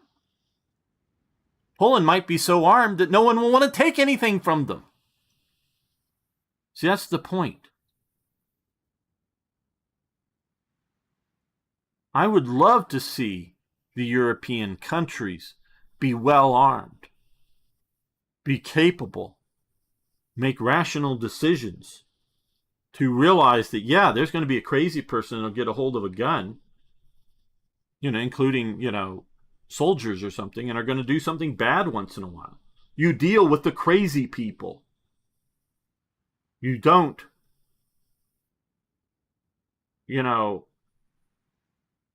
I am now, probably before it got too bad, probably your second probably in Europe, the most hated person is Trump. The second most hated is Putin. The third most hated is Elon Musk. Do I have that correct? Tell me, and I'm not saying in some country somebody is more hated locally. I'm talking about as a continent.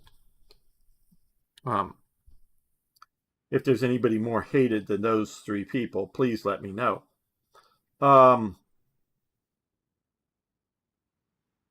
Whether now or later in the comments, because I do know some people watch this at other times. 100 or more people will likely at least check out the series or the live stream later on. I don't know what their percentage. Not all of them watch the full thing by any means. But I'd love to hear your comments, if you think somebody's more hated than those three people. But Elon Musk, self-driving cars will get that off of the thing. But it's like somebody drunk drives and kills a 5-year-old or a family of 5 or whatever. Well, we need to ban non-drunk drivers from driving their cars. Wait, what? Well, a bank robber used a gun to steal money. We need to go take the guns away from people who don't rob banks. How does that help? Well, because it gets guns off the street. How did most of the bank robbers in Europe get their guns? Oh, the Soviet Union and other people were giving them because they were the Red Brigades or whatever. So I remember back in the 80s and going into banks in Italy and places like that, and they were little micro fortresses of multiple layers of thick, multiple inch thick to stop not just light little pistols, but stop, rifle rounds that you would go into and, and one thing, and then they'd hit the buzzer and you go into the next room and whatnot. And then once you're inside there, they were still inside their bulletproof thing and little these micro fortresses because the Red Brigades or whatever were hitting banks to fund themselves. And no, they weren't going and buying their submachine guns and their assault rifles at the local gun stores. Oh, maybe a few of them did actually go buy a double-barreled shotgun or a bolt-action rifle, with some of their money at some Italian gun store or something at the time. But most of the stuff was being supplied by outside sources. So, and you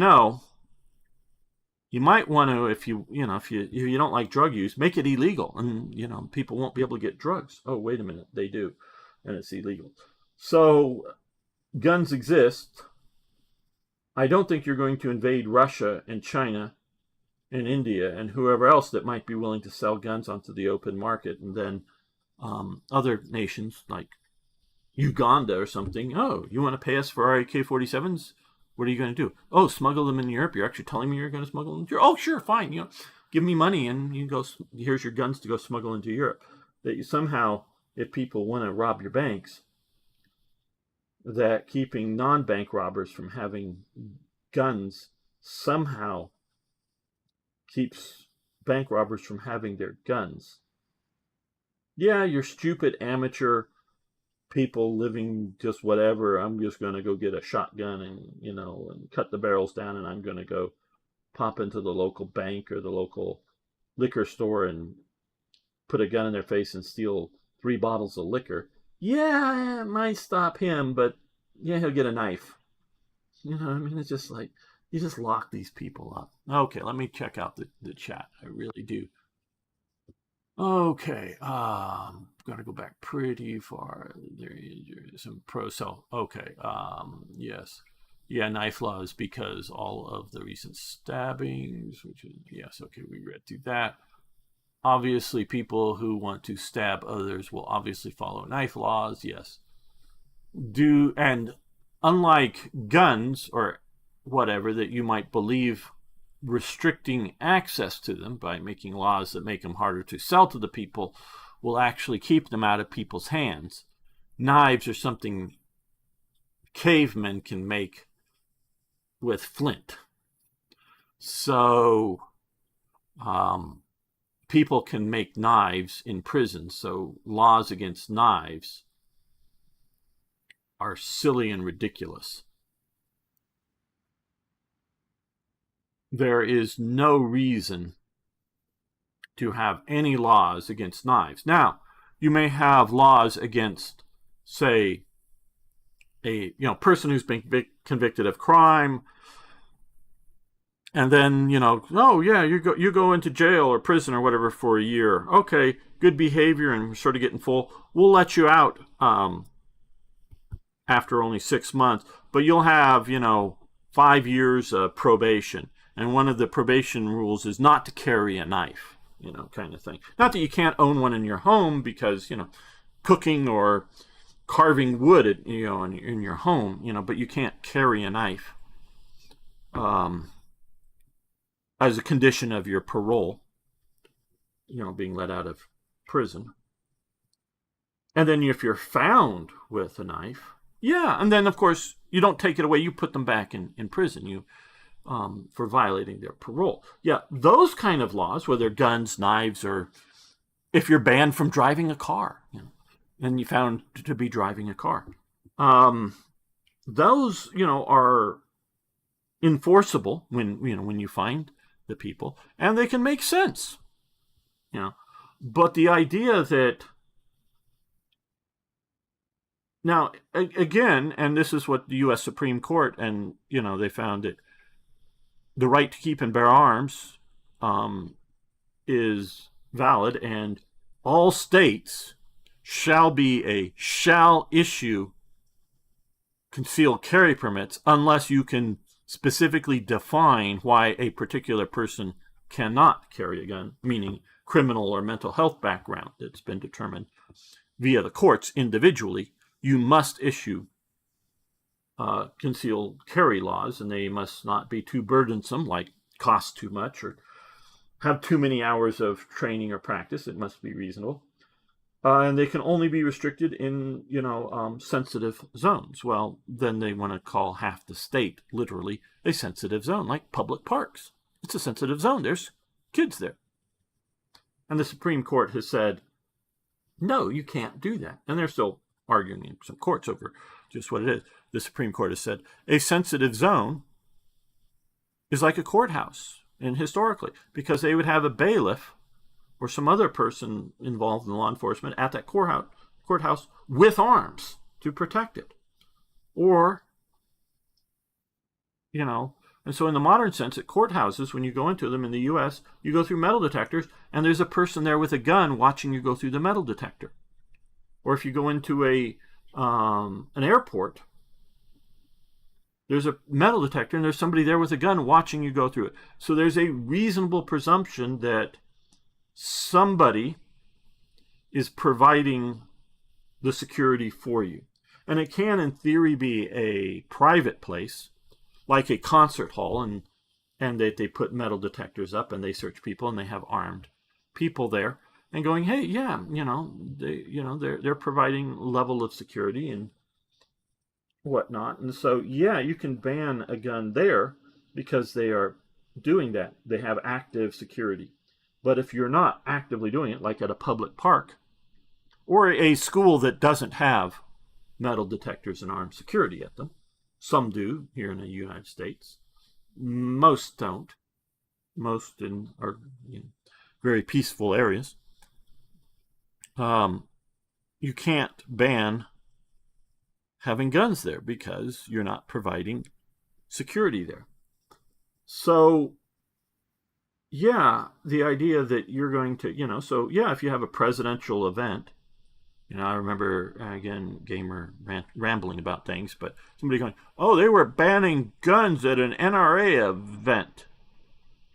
Yeah, that's because the president was going to come, or vice president, or whoever at the time, and it was before Trump, I believe, was going to come and speak at some event. So it was the Secret Service saying, yeah, everybody in the audience now, you got to come in without a gun. And they were providing security, so, yeah. And of course, other people, there's I've been to it, SHOT Show. No guns allowed. Nobody allowed carrying guns into it, and it's a gun show. And one leftist that was also a history nut, is why we sort of actually followed each other on Twitter. And I explained to them, no, it's not a gun show. It's a trade show, meaning nobody is buying guns there in the sense that they buy them and walk out with the guns. They may, and most of them, because I've been to these things, and it was actually when I was working in the gun industry, most of the time you're maybe making orders for a gun, our gun store. We want to buy 20 of these and sell them in our gun store, but that's all going to, maybe even they're signing the purchase order or whatever. The money will then later transaction, but they're not selling guns, and it's often in that kind of sense that they're not also the venue. The contract with the venue is not to allow, people to bring in presumably loaded guns, and it's just display guns. When you go to a proper gun show, you can carry guns in there. They do at the door check to make sure they're empty. That's, of course, if you let them know that you have a gun. If you carry a concealed gun, they don't know that you have a gun, so you can carry it in any way you wish. But if you check in, now you can also have ammunition with your gun. You just can't have the bullets in the gun. At a real gun show. It's just at a trade show in a venue that probably wouldn't, because of local laws, allow it to be used as a gun show, because they banned in some they banned, like in LA County, banned gun shows at county fairgrounds. Passed laws. So yeah, and those kind of things do happen. But yeah, so if you're at all sane, okay, let's continue on. Due to not wanting to address the actual problem, Dino is saying here, things is the only way politicians can be seen to do something. Actually, you're absolutely right about that. But at some point, and we definitely had, back particularly in the 90s, that sort of gun scare in America, that people allowed politicians to do something and pass assault weapon ban. Now, thank God that assault weapon ban was just for 10 years and it was sunsetted. Now, of course, the anti-gun people thought they could renew it. Well, actually, shootings went up, whether they're the gangland shootings that, yes, are normally just in certain neighborhoods that we really don't care about. How many people this weekend are being shot in Chicago or greater Chicago? How many of them are making the news? Oh, 0 are making the news. But how many people are being shot? How many people are being killed? And then, of course, the news making, shooting up a school or other sort of, post office or something like that might make the news. Both of those things went up after the assault weapons ban. So the rational Americans won out and pushed back against these gun bans, and we're pushing back against more and more gun bans. Even though Virginia, if you notice, are going insane right now, and is probably going to be the thing that stops the Democrats in Virginia, is they're going insane in their anti-gun thing. So yes, the do something politicians in America, we realize the emperor has no clothes, and we're calling them out on it. Okay, let's see. Let's continue. So yeah, super dumb, and I am sure they know that. They just don't care. Well, see, it's not just do the politicians care. It's the people.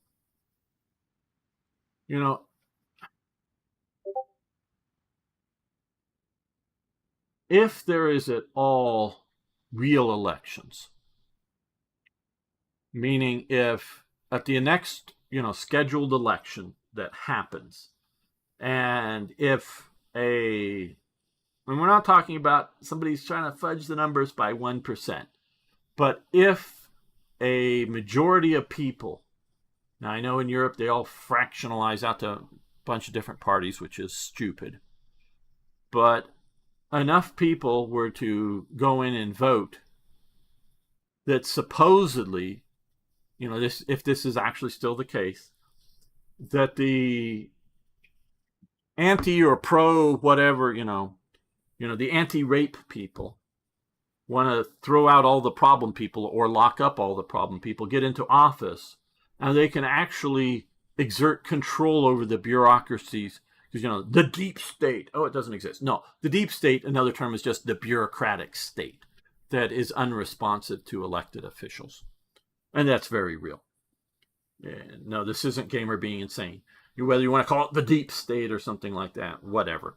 But that there's a bureaucratic state, and that they do not always respond to elected initiatives or, concerns or whatever, just stall out things.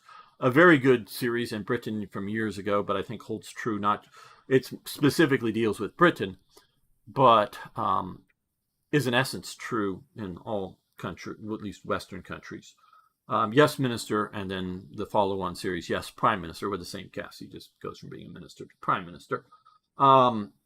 Shows how the bureaucrats stall and obfuscate and overrule the elected officials. But if there is still a democratic process in Europe, and I say if, is it, or is it just purely theater? But if there still is, then the insanity in the I don't care isn't just limited to the elected official, because if there were rational people, they would say fuck you to the government and get rid of that government. No, not like, again, violently, just I'll go through the elected process and get rid of these people. But apparently not. And if there are rational people, well, no, there aren't, because they worry about irrational things like global warming. And that somehow, by electing somebody in Europe, is going to somehow change global warming. Whether global warming is going to kill all humans on the planet or not, but somehow who they're electing is going to change global warming. That tells me they are insane. Now, I'm not saying they're so insane that they can't function in daily life. And it's, maybe what, term a mass psychosis, but they're under effects of a form of insanity. There are, and some of them are my good friends here or in and around the channel, there are religious people. But there are also insane religious people. God told me to go, do something, go stab these people or something like that. Those are the insane ones, okay? Whatever religion they may be. So, not that, people, I think rationally, yes, can believe that maybe a higher power and like a dream can give them a message. I don't necessarily, again, I'm not, and I want to say this, I don't necessarily say that I believe this, but I believe that, yeah, okay, yeah, that could be, Now, what is that message? Is it that, stop being a jerk, get off an addiction, get away from an abusive relationship? Oh, that, is it to go, is it the dog next door barking at you, telling you to, son of Sam, to go shoot people? Well, that's probably an insanity and probably not God. And, so, I'm not saying, God can't or won't. And again, I'm not talking about anything my personal belief here.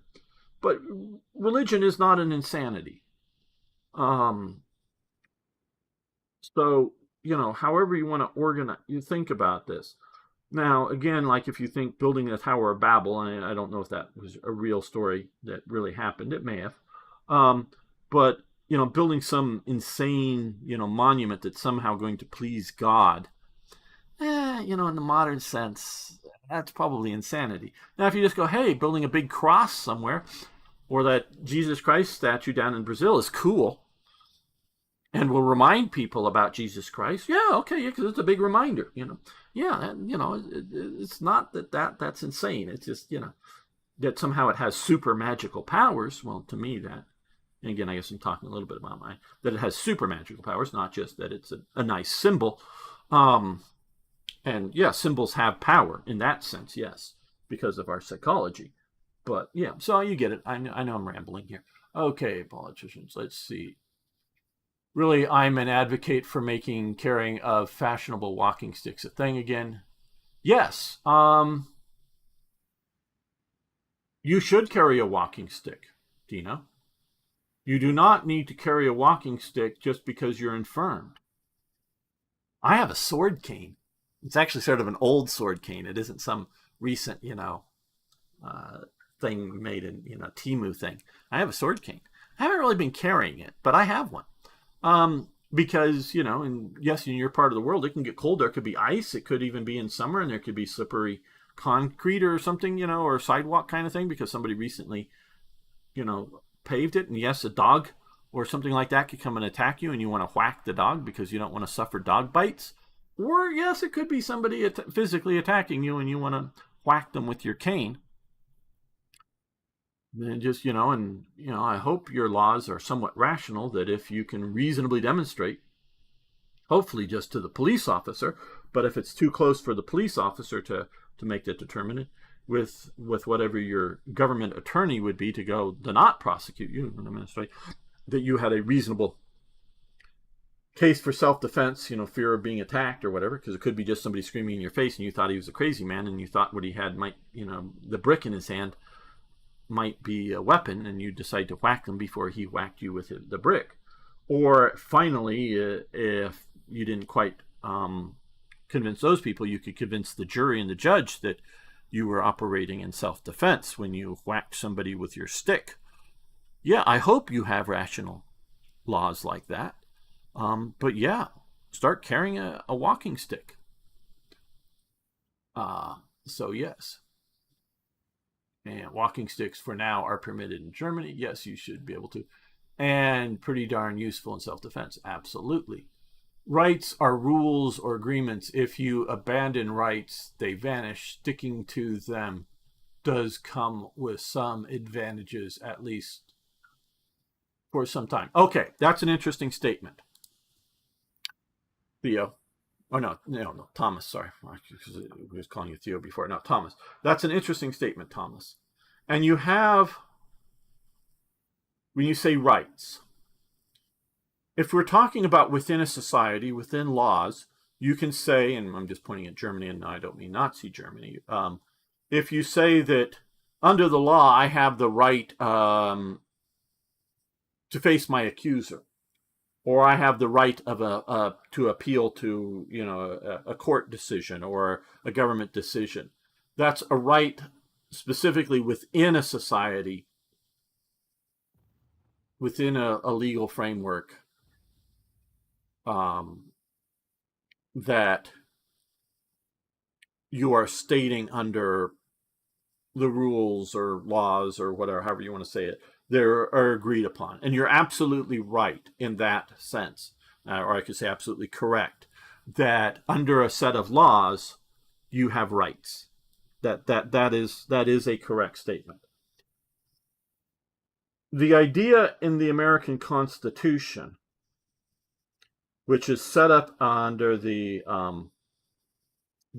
Declaration of Independence, in which we talk about our rights there. I'm not good at quoting things, even though I have read the Constitution. Or the Declaration of Independence as well. The right of a people to, if, and I'm butchering the quote from the Constitution, of an unjust monarch or government or whatever, the right to rebel. That we're talking about that, or the right to, under John Locke, life, liberty, and property.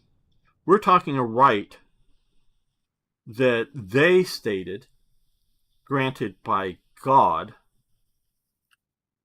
I could also maybe state, and if you want to say God doesn't exist, and so it's just a superstition, a right granted by nature,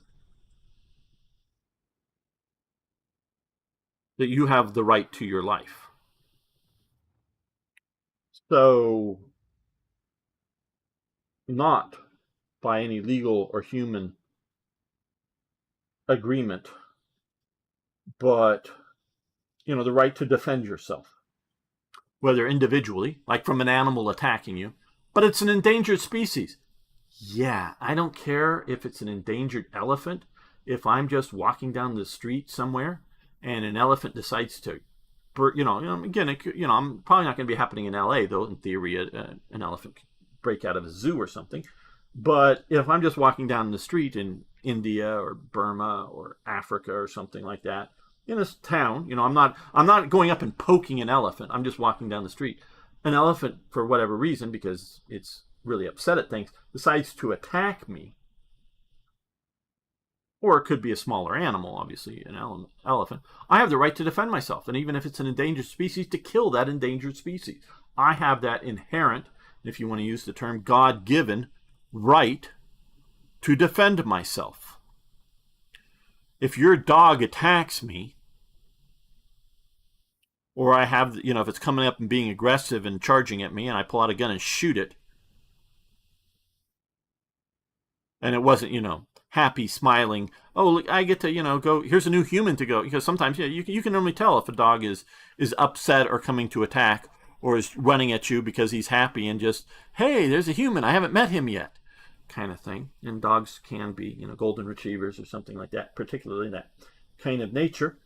All the world's a friend, that you have a reasonable right. Yeah, you should be able to pull out, and the owner you shot my dog. Yeah, this isn't a um, uh, uh, John Wick scenario, of killing his dog. No, this is, and it may be a beloved dog, but I thought it was going to attack me or my child or whatever, and so I shot the thing. That is the idea of a natural right. Now, leftists, because I want to broaden that out, often believe in proactive rights. And as multiple people stated, I don't know who originated it, could be somebody like Thomas Sowell. If a right requires somebody else to do something, it is not a right. Meaning, like your right to health care. Now, that, yes, under a given particular law in a particular country at a particular time, you may have rights under, the law to health care because that's what the law says. But it isn't an inalienable, to use that term, or natural sort of right, because it requires somebody else to do something, to make medicine, in a factory. It requires somebody to be a medical professional. And so to compel somebody, whether it's compel somebody to give up money to pay for it, or to compel someone to manufacture drugs for free, so the worker in that factory doesn't get paid, the person who produced the equipment in the factory doesn't get paid for manufacturing, the people that make the drugs. That is not an inherent right, a natural right, a fundamental right. Like you do say that if under a given set of laws within a country, within a society, I say that way because we could be talking about Western Europe, whether all the members of the EU are one country or not, or whatever, but they may set up and establish under those laws certain rights. That doesn't mean that they're an inherent right that the next elected body can remove the law or whatever says that you get free or government paid for healthcare. It's not a right in that natural sort of sense. So it depends on how you're using the term. Now, I like the term convention, that we have conventions that most nations have agreed that, sort of based on the ability to shoot an artillery shell. Of course, now we can launch rockets however far we want to globally, but that we had 12 miles out to sea before it becomes international waters. And if it's less than 12 miles, and we can talk about special conventions dealing with Turkey, but they do control both sides of the straits. That is key there, compared to no one fully controlling both sides of this strait, because there's Spain, there's Britain, and there's, in modern day sense, Morocco here, or Oman and Iran, that we state that there is a corridor that doesn't belong to either one of them through here. Now, is that some inherent right to ocean territory? No. It's because the United States Navy says so. It used to be because the British Navy said so. They said that anybody has the right to come through here, through the Skagerrak. So when the Russians were fighting with the Japanese, they got to move their fleet out of, come on, get back in control here, through the Baltic and out, and there. Sweden, Denmark, Germany, Norway had no rights to stop Russia from going through what might be here, and I don't know exactly the width, but 12 miles. Is this 24 miles wide? I doubt it. Coming through this territory, they had no rights to stop it. That was because the Royal Navy said so at the time. This was 1905, I believe, or 1906 or whatever. But yes, because the British Navy said so. Because nobody on the planet was going to fight the British Navy over this, even though the Germany was building up a strong navy at the time and France had a navy. It was the British Navy saying so. And of course, some other navies, like France, realizing, hey, it might be useful to be able to get in and out of the Mediterranean. So they were sort of going along and agreeing with it. Right now, we see that there is only one significant naval power on the planet, and that is the United States Navy. Yeah, China has more ships, but they can barely get out of port. I mean that literally. And so they can, they do have a naval base over here. And they've had, and I think still just have, 2 ships sitting out here. One is clearly an electronic warfare information gathering ship, meaning, trying to suck in all the electronic signals to find out what's going on, and an escort ship, and they may have resupply ships coming back and forth. But the United States Navy says so. And I say it that way because obviously the United States Navy responds to the president's orders and Congress's budgets and things like that. But it's because the United States has that ability. And we say so. You out there, non-Americans, can try to justify it with the UN, the Hague, the whatever, the blah, blah, blah, blah, blah, blah, blah, blah, blah, blah.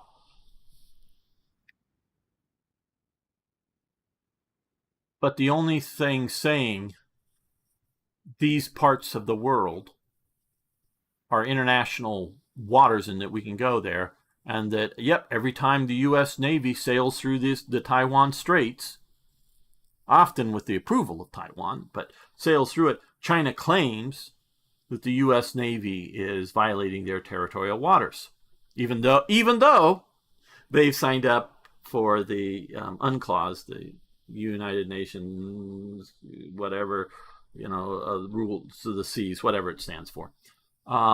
Though they claim otherwise, though they've signed up for it. So,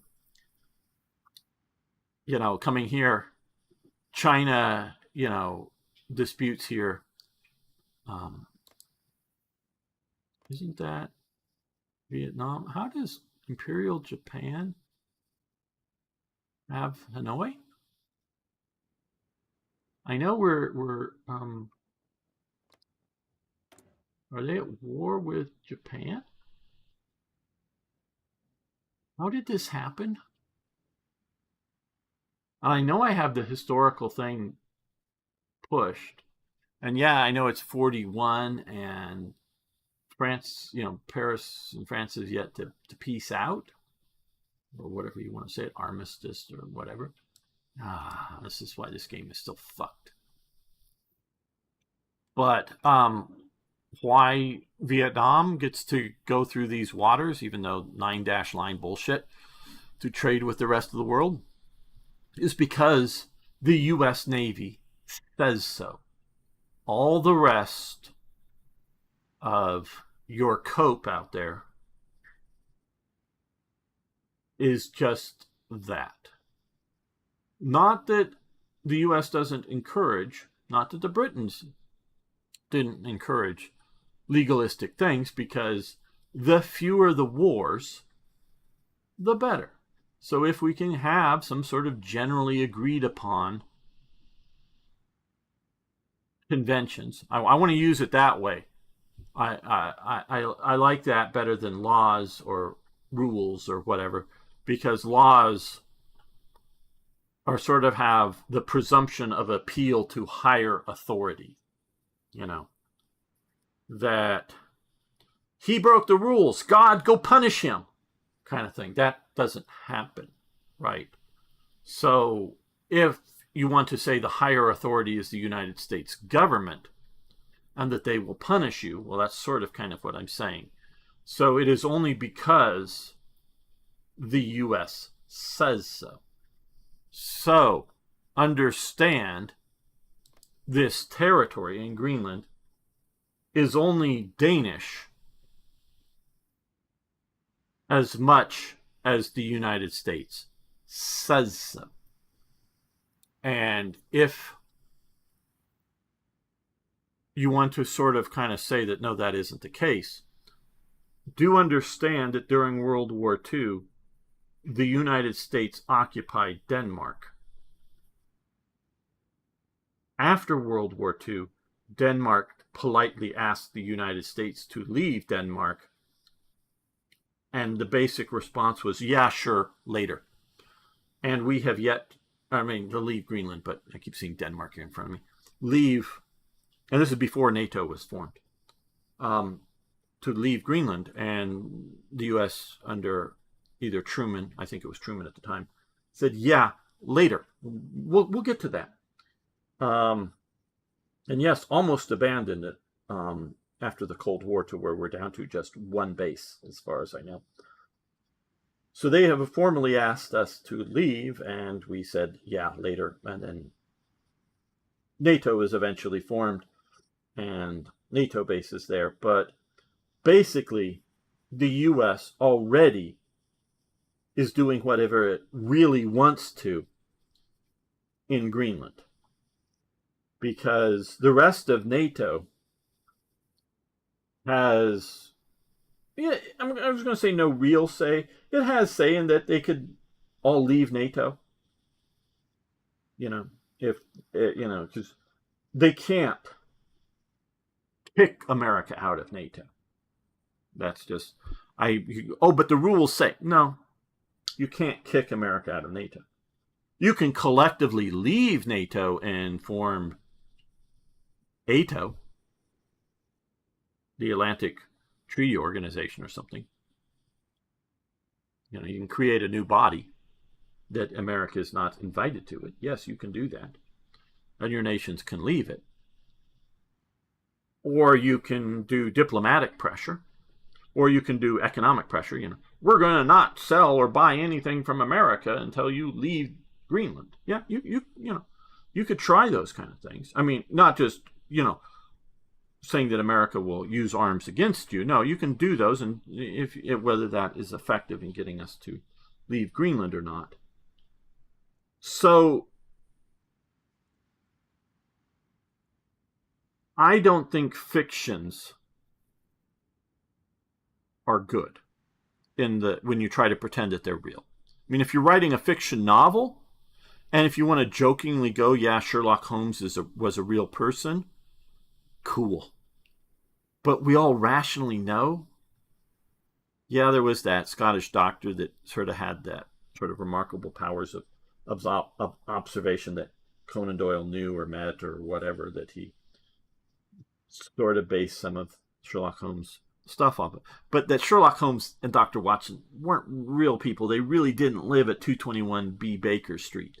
Okay? They weren't real people. Now, we can play along with the fiction of it, but so long as once it really comes down to it, we really don't actually believe it, that's fine. Those kind of fictions are nice. And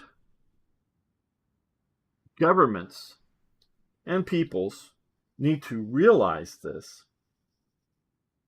And I say it that way, need to realize it, because otherwise they're doing a disservice. Because if the people of Europe were to really realize, and they should, and it doesn't matter, justified rights, whatever, over whether it's Canada, Greenland, or any other Panama Canal Zone, that, the old cut off your nose to despite your face. Because, your nose is so ugly, let's cut it off. so you'll look better. If America, and again, and I do see Thomas saying some like Trump, some hate Trump, some find him entertaining, but Musk, I believe few really hate this guy. Well, there was a bunch of hate. I was talking to, again, some of my Norwegian friends, which I talk to a lot of people that were really upset with Elon Musk because Elon Musk's support of Trump and how he had been such a nice, greeny person, and he's, betrayed them all, kind of thinking, however you want to think about that. But, and I do take, Thomas, I do take your opinions. And I know that there are people that like Trump, but there are people that like Marine Le Pen, and there are people that hate Marine Le Pen. And if you're talking government elected officials, probably she is mostly reviled. If you're talking people in France, she is divisive. I think she's probably the single most popular political leader in France. But there are more people in France that dislike her. They just don't agree upon who they would, whether they like Macron or whether they like some communist or whoever, other political leaders more. But, the individuals are divided on who they like or their ideology more, but they're sort of unified on hating her. But she is more popular than any one other person there, but also has more hate than any one person, I believe, within France. Could be some other French person, but hell, the French probably hate themselves enough, just, because they're fucking French. And once in a while they realize it, so they realize you're supposed to hate the French, and so they hate themselves.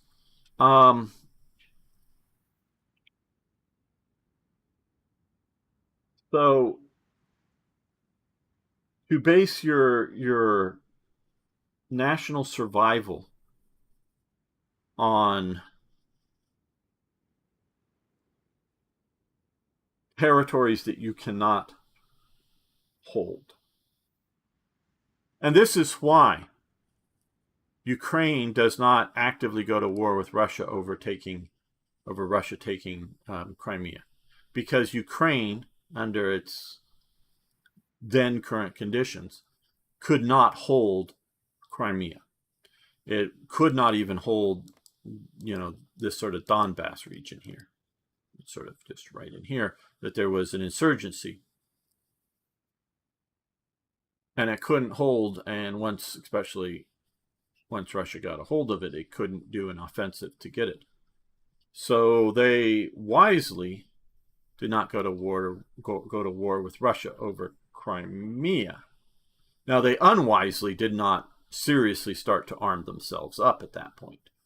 Seriously. I mean, you want to point to some arming up, fine, but they didn't seriously do it. Meaning they should be in the then as well as current thing, they should be looking to Switzerland for a popular army, if you will. I know it sounds sort of like a people's army or whatever, but arming the population. You can train them, you can organize them like Switzerland does, but basically hand out military weapons to, whether it's to everybody of a certain age and capability or to anybody who volunteers. Not have to join the army, just oh, hey, you want to be a civil defense guy? You want to go through however many hours of training how to shoot your weapon and how to properly handle it? Yeah, here, and just everybody have a gun. Have a machine gun. Everybody have a machine gun. You want the special training for surface-to-air missile? Fine, go over here and we'll let you take a surface-to-air missile home. But they're government corrupt society, and didn't trust their people because they were corrupt and realized that if the people got armed, they might overthrow the corrupt government. Because they had already overthrew the pro-Russian government, they might overthrow the corrupt government. Whether to put in a different corrupt government or just not have a corrupt government, that was another thing. So, yeah.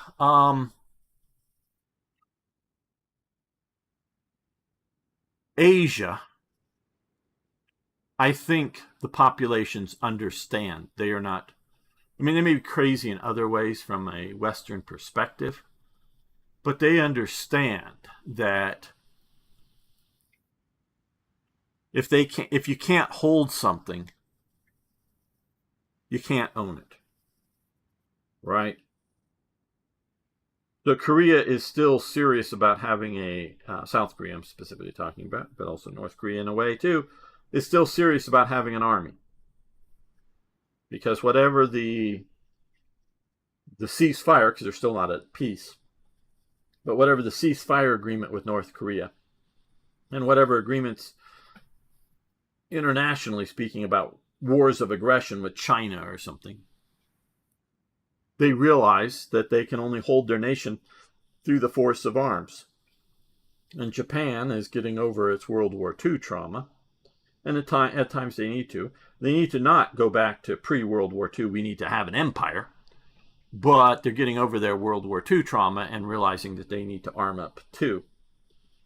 And be part of a civilized nation group that is there. But even with civilized nation groups, you have to realize that if you can't reasonably hold your territory, you should not complain if another civilized nation decides it needs that territory. Because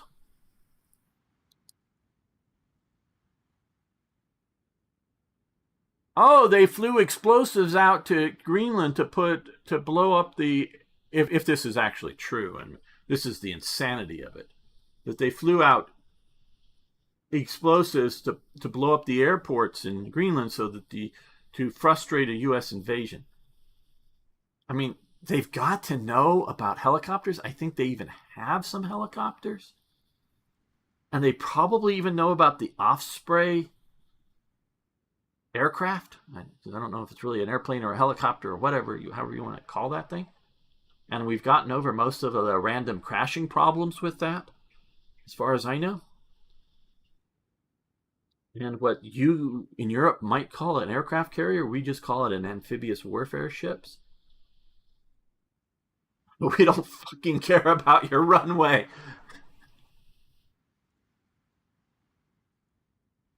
And we can fly over that area somewhere and parachute out the back of our aircraft heavy construction equipment that will land, and we can parachute in, even if we don't want to have to use a helicopter, crews to go in and repair that runway. I don't even know if it would take an hour if we were, prepared for this. So the insanity in which we can see that whether Trump announces things, we all know that he's trying to manifest them, make them real. Hey, the problem with the Straits of Hormuz are done, and then I see, and I haven't watched the report yet, 3 more ships were attacked by the Iranians. Maybe I gotta watch the report. What's going on with shipping? It's a YouTube channel, great YouTube channel. Check it out if you're interested in knowing the details of what's going on. But yeah, now Europe or Britain and France have announced that they're going to do a neutral armed patrol to open the Straits of Hormuz. Well, that's all that Trump was ever asking for. Trump was never asking for active participation from any NATO countries. He was asking for base use. So what good's NATO if you don't let us use your bases? Only to protect you. Well, what do we care about protecting NATO countries if they're not going to help us and or allow us to use bases when we want to project power? You don't get, really, long term, to go, well, we'll help you in this case and not in this other case. Because, yes, you can say, well, we stopped you from using the bases initially to go against Iran or something. Yes, we will withdraw from NATO if you continue with this pick and choose thing. So either allow the U.S., and again, this is not me, I'm talking about reality here. Either you allow the U.S. to use your bases, or the U.S. will practically leave.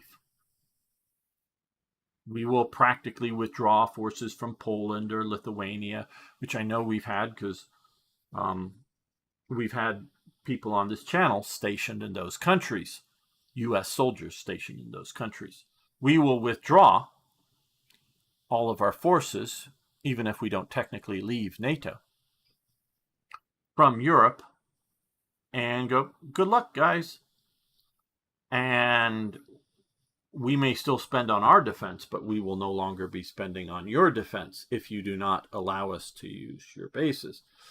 And if you are either unwilling and or incapable of going, hey, yeah, we're not involved in this conflict, but either we own ships or ships are going to and from our ports that are neutral to this conflict, meaning they're not flying the American flag or the Iranian flag or the Israeli flag, but they're neutral shipping, that we're just going to escort neutral shipping from neutral ports to neutral ports, so that they're not like saying we're going to escort them to, in and out of an Iranian port or whatever else out, but from stated neutral ports out. If you are either unwilling and or incapable of doing that sort of escort mission, then clearly you are incapable and or unwilling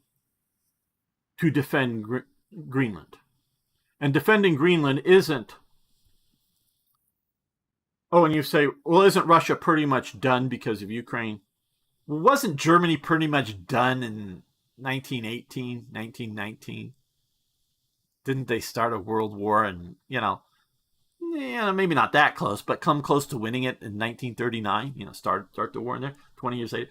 So we're not looking at next week that Russia or China is going to come in and conquer Greenland, but in 20 years from now, that rebuilt Russia might come in, and what, you expect America to come and defend your territory because you're incapable or unwilling to defend it? And if you're incapable or unwilling to defend it, well, why don't you just do the deal and sell it to us? If you go, I got property rights here, great, sell it to us if you're incapable and or unwilling to. Now, if you're Denmark and you can convince France, Norway, Britain to station troops, if you have 3 divisions stationed in Greenland up there, that are not just Danish troops but other troops. Yeah, great. You're using diplomatic skills to defend your territory. We're just saying your diplomatic skills of convincing the U.S. to defend it, we're not going to continue doing it. Your diplomatic skills are failing. So don't be mad. I mean, you don't have to be happy about it, but don't be so mad that, well, we're going to quit NATO and we're going to... No, you just have to wake up, and it's not an aggressor nation. You may go, oh, the U.S. is being aggressive. Well, yeah, but it's not that we're trying to take away something that's actually sort of yours, Now,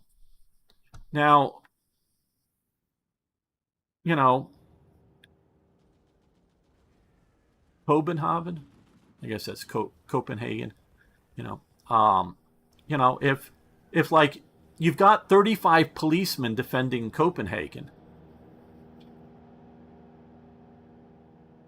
is it yours? If Sweden or if Germany or US or Japan goes, hey, it's a neat city, we want it now. If you're not willing to defend it, it's not yours. Okay, that's my point. And I think this is sort of the point of some of the anti-immigration people, that if you're not willing to defend your borders from mass floods of people, it's not your country, people. That place that we call Germany, it's not Germany. It's North Syria or North Africa or Northwest Islamia.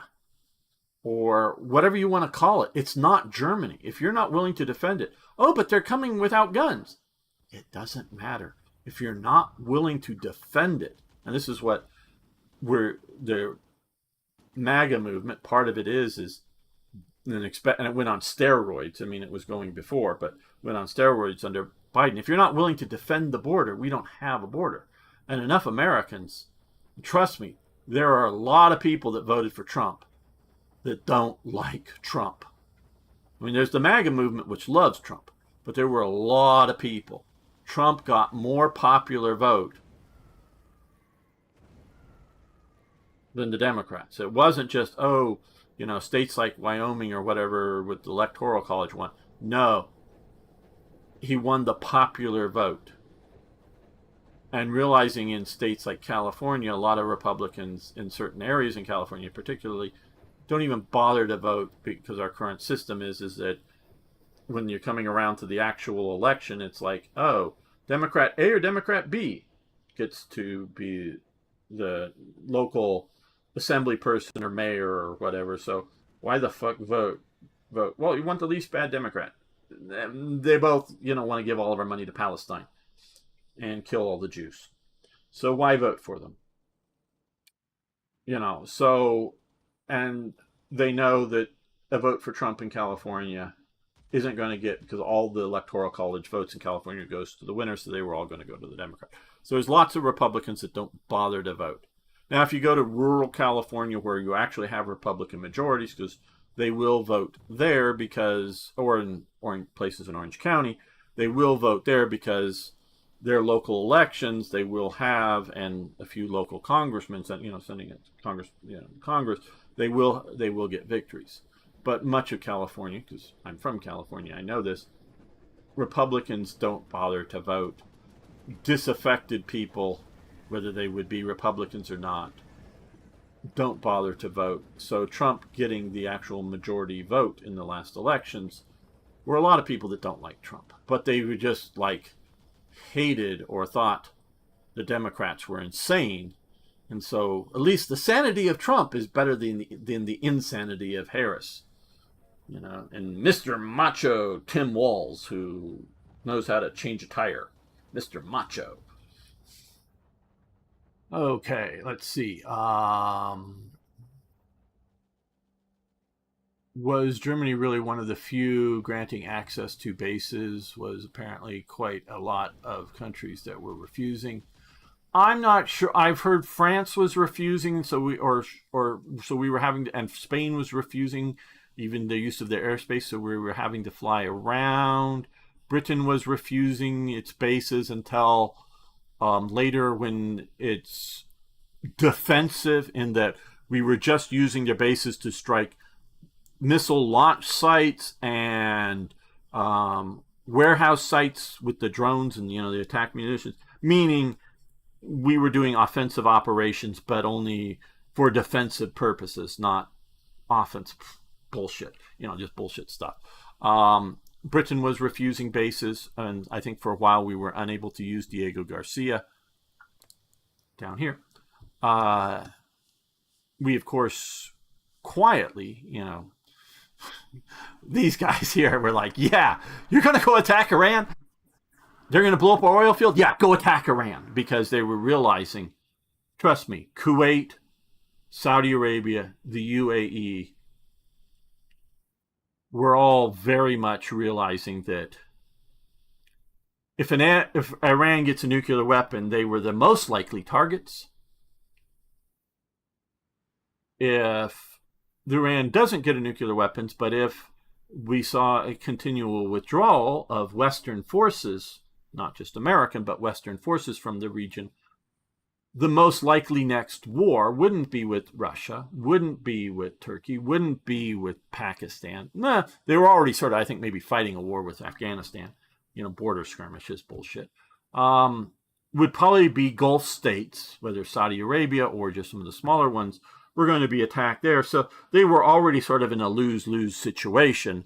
So it would be better to be, so even if nations, and even if Iran is tracking out of Riyadh or some other Saudi bases or something, that aircraft were launching to strike Saudi targets, even if, Saudi Arabia was officially being neutral, just allowing their territory bases to quietly being used. Not that somebody can't go out with a camera and watch aircraft taking off, but how do you prove whose aircraft they were? And whatnot. So, it's better to go along with the U.S. partially to keep Trump, yes, Trump personally, but also the U.S. happy, generally speaking. But if the U.S. wasn't going to be there, if the U.S. was like, oh shit, we can't deal with Iran, nobody in the region was going to help us deal with Iran, it just isn't going to work out well enough. We'll just leave. You really think that if it wasn't, again, the U.S. Navy saying the Straits of Hormuz are open, or should be opened, I mean, we have the practical ability. I'm talking about the general policy of it being open. You don't think Iran wouldn't already have been putting a toll on any ships coming or going from the Persian Gulf, or whatever you want to call it, through the Straits of Hormuz, that they wouldn't have a threat against that?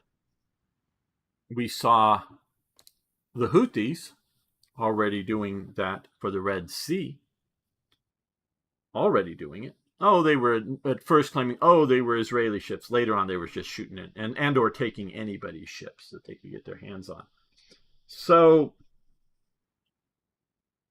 these countries in the region realize that, however vocal they want to be about it or not, that supporting the U.S. And coordinating with the U.S. and was a failure. Kuwait shot down 3 of our aircraft. They are very sorry about that, and I don't know if they're going to give us cash payments for those aircraft, but trust me, they're going to, and not like pay for, in the sense that we're going to extort them. No, they're going to do the U.S. solid favors that'll be well worth the value. And since the pilots all came down basically unharmed, they might have been scratched or something, but no real hospitalization needed. Whether they were checked out in a hospital or not is another thing. So since we had no real casualties over that incident, Kuwait will continue to do solid favors, well worth more than the value of those three airplanes that were shot down. And the airplanes weren't doing evasive maneuvers or whatever because they weren't expecting to be shot down, and they weren't stealth aircraft in the first place. So that was a mistaken identity. And if you watch at least some of the footage of the initial guy, the woman still like collecting her parachute as the civilians are rushing up to them, realizing that they're, Americans, and speaking to them in English. And, are you okay? Do you need anything? Do you need us to take you to the hospital or anything? And there's just your random people coming up, being very helpful. That the Kuwaiti people are not displeased about American actions, whether they want to get, generally on TV and say that or not. I don't know what they are saying or not. So yes, I believe they had to leave Crete not because of refusal, but Crete natives badly reacting to Navy presence. I know that we brought in, and I don't know what's gone on. Maybe you've heard, Thomas. We had a serious fire on board one of our aircraft carriers. Whatever the reason for the fire, we can look at the Forrestal. I just remember that name from the fire. Actually, when I was in Naval Reserve Officer training way back in the day, and I have gone through some of these training programs way back in the day, that was one of the cases of why firefighting on naval vessels is very, very much a thing that every Navyman is a firefighter in that sense. Not a professional firefighter. They have on carriers people that sit there with fire hoses in case, an aircraft catches on fire or something, put it out. But this was more like in barracks or whatever, in another part of the ship where they do have fire hoses that can reach, but they're not like guys there ready to put out instantly any fire that starts. They gutted part of the ship, and crew were having to sleep in the hangars and whatnot. I believe, went to Crete for some repairs. Not like, I don't know what they were thinking, they're getting the full repairs or just quick repairs or whatnot. And so maybe they had to go. Yeah.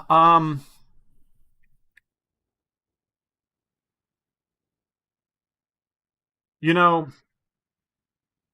whether it's the government, or whether it's the government trying to work through friends, or whether it's just the people, you would think, and now I know there are, I believe I'll call us all anti-Western organizations are ultimately, meaning somewhere in the background, are sponsored by active anti-Western forces, whether those are internal anti-Western forces or external, like China or Russia or somebody else supporting them.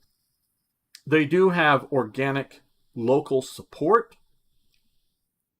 because either some people naturally are having these viewpoints, and they may be just certain selective viewpoints, or they've been convinced of these viewpoints.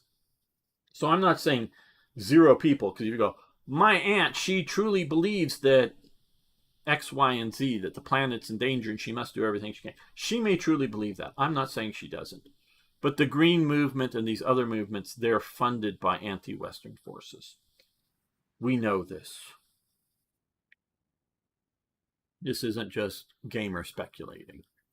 If you don't want to trust me, fine, go do your own deep dive, but we know this, that it has happened. I would think something like the people of Crete would realize what's happened in Cyprus. Yeah, I know there was a Turkish population in Cyprus. But Crete, Rhodes, and other islands were at one time under Turkish control. And I don't see, and there is very much the domino theory that they talk about, with if South Vietnam falls, then other dominoes fall, and other dominoes did fall. They eventually got propped up at some places, but more dominoes did fall. There is the domino theory.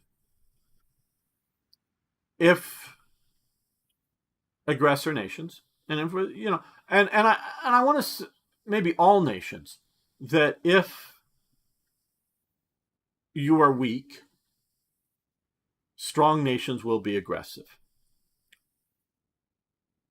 And again, this is gamers' lessons from history, not history lessons as something happened at a particular day at a particular time, and this is what happened. No, this is lessons from history. Strong nations, and maybe for very good, and maybe they may see them correctly or incorrectly as very altruistic reasons. Like,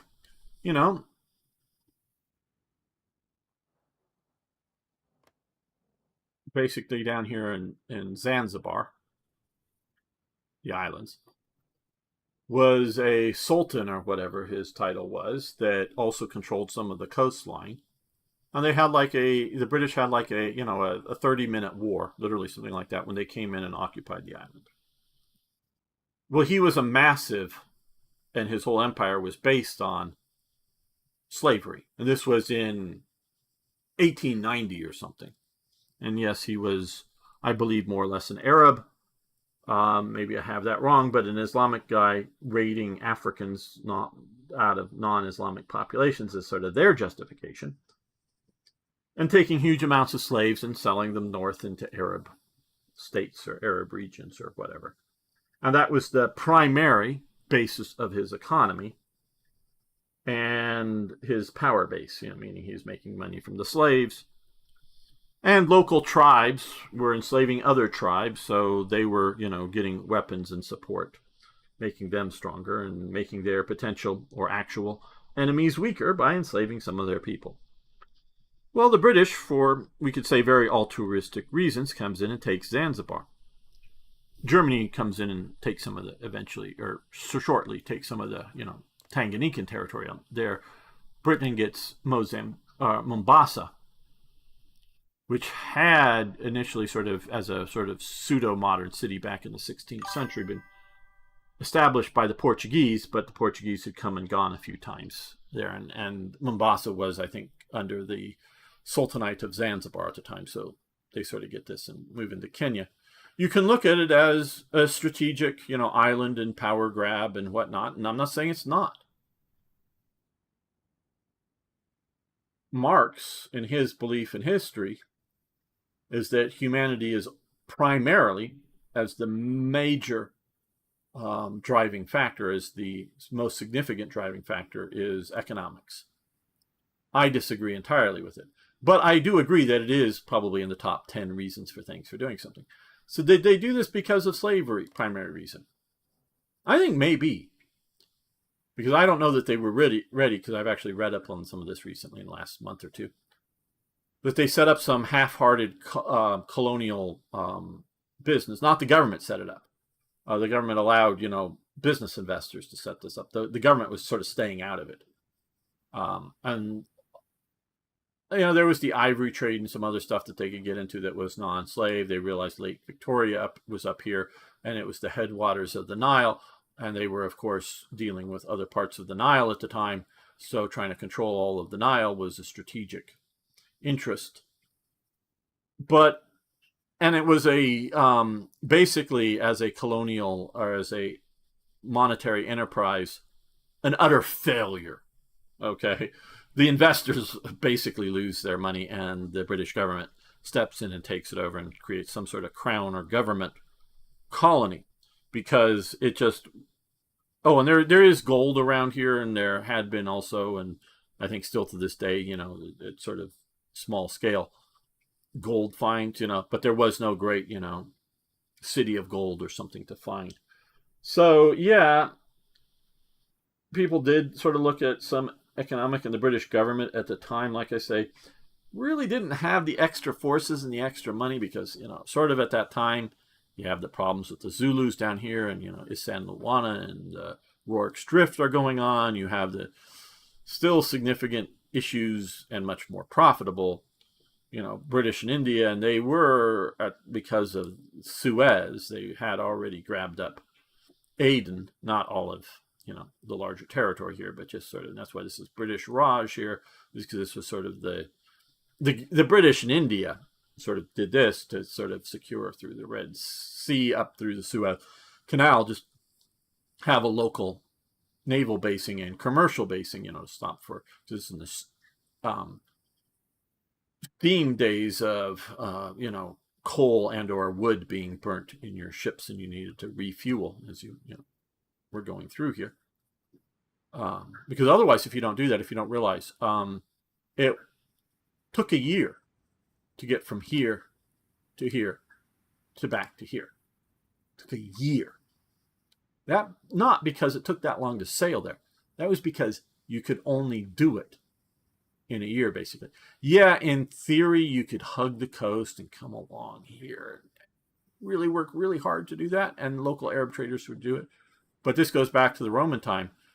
I forget what part of the year, but between, because of the wind is like, for 6 months or whatever out of the years, it's going in one direction, and then 6 months out of the year or whatever, it's going in the other direction. So basically, if you're having a cargo ship, not a small dhow or something that you could sort of row along the coast with a bunch of people rowing it, and so either you got to get volunteers, small family clan or whatever, or you got to do slaves, unless you're going to do that and hug the coast and get water and whatnot along there. But if you're going to have a ship that's big enough to hold a decent amount of cargo and also a decent amount of water and food and other things for your crew, you've got to sail.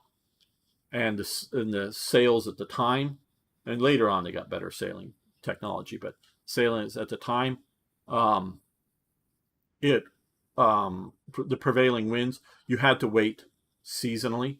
And you also, similarly for the China trade going here, this is in the 18th century, I know, you had to come up here, and there were multiple reasons, but you had to sit here, off of Canton, which is right there, and wait for the winds to change, and that's mostly down in the Indian Ocean again, to come. So it's like a year's round trip, and you're sitting in port for a long time on both ends until the steam age really effectively changes it. And you need to have lots of water, which you can condense if you have the heat from seawater, but you need to have the fuel. So, how much fuel can you hold at any one time and still make it a viable trip? So, and yeah, I know Marx would want to go, that's all economics, but that's also strategic interest, and that's different than that. But it's also getting rid of the slave trade and other things like that. So, you know, was Britain was powerful, this Sultanate was weak. Is Britain an aggressive nation? Much more so than a weak nation, yes, but it wasn't the most aggressive nation on the planet at the time. It was, if anything, more passive aggressive. It was more like, oh, you attacked me, so we'll take you over because you're being a nuisance to me. It's as opposed to we covet your stuff more, because Britain has shown very much that if you were willing to trade with them and you had something they worth trading for, they were happy to trade with you, and including in, I don't think landmass wise, they, and if we're looking at this India, which includes obviously Pakistan and Bangladesh, I don't think they ever controlled more than half of India. There were lots of local governments that were, just so long as they played quote unquote within the rules or something of, what's going on here, they were allowed to do what they wanted to do. They were relatively independent. And if they had something valuable, so long as they were willing to trade with the British, it was more profitable to trade with them than it was to try to conquer them. So Britain was not the most aggressive, not like Russia trying to, conquer the continent, or see, oh shit, where am I? There's my cursor again. Because I have multiple screens, the mouse goes off the screen and it keeps scrolling. Or the U.S. conquering the continent. We had that ideology of conquering the continent. Where the border with Mexico was going to be, it was never really, there's always hotheads or whatever, but it was never really like we were going to conquer Mexico. We didn't want Mexico. It was filled with Mexicans. This empty part up here, where the border was going to be, and it moved a few times. That is something that, and still someday we may adjust the border. But the U.S. has no interest, because it's something like 80%, 70 to 80% of all Mexicans live right down in here. And it wasn't until Clinton's NAFTA that a significant percentage, moves up along the border, because this is desert out here, people. And it was just because they were, U.S. mostly was, like a friend of mine worked for a door company that made doors. And he was particularly dealing with soundproof doors. He was a technician developing that. And they continued to make custom, at the time, this is back in the 90s. Gamer rambling, I know. Well, we're going to end this soon. They kept for custom manufacturing for the doors, they kept a small factory up here in LA area, but they moved their main production down to Tijuana because of NAFTA. And so, American jobs disappeared and they went down here. And also regulations, governmental regulations were much, much less down here. And so that they could just make them in Mexico and sell them wherever. I don't know how globally they sold them, but definitely. And a lot of Hollywood's type were buying, sound studios or whatever, buy soundproof doors and that kind of stuff that were made. And door frames that went in, obviously, your soundproofing, whatever. But that was sort of their specialty stuff. But they also made other doors too, and soundproof doors down here, but not custom sized, fitted, just in standard sizes. And these could be large doors that you could open to drive a vehicle through, not just a standard door with a door handle, like in a home. But so a lot of that, and that brought a lot of work up. People from here, because this is really nice down here. It's actually rather cool because it's rather high altitude, so it's not like out here, which is all tropical and jungle and hot. This is nice and cool. This is why, and it had been up until the 90s, about 90% of Mexicans lived down here. So it was a very small, like 5% or less were living sort of at the time along the American border and out in Baja, which is super dry and rather hot. here. So yeah, U.S. might covet some territory here, but quite honestly, we don't want Mexico or Cuba because they're not American. And I'm saying that in the sense that obviously they're American. Okay, because all of these people are Americans. Okay, because we all live in America, North and South America. But colloquially, we're saying, United States citizens, citizens of the United States of America. This is when we're saying Americans. Obviously, the word can fluctuate with that. But yeah, okay, so yeah, and we don't want all these other people in as a nation.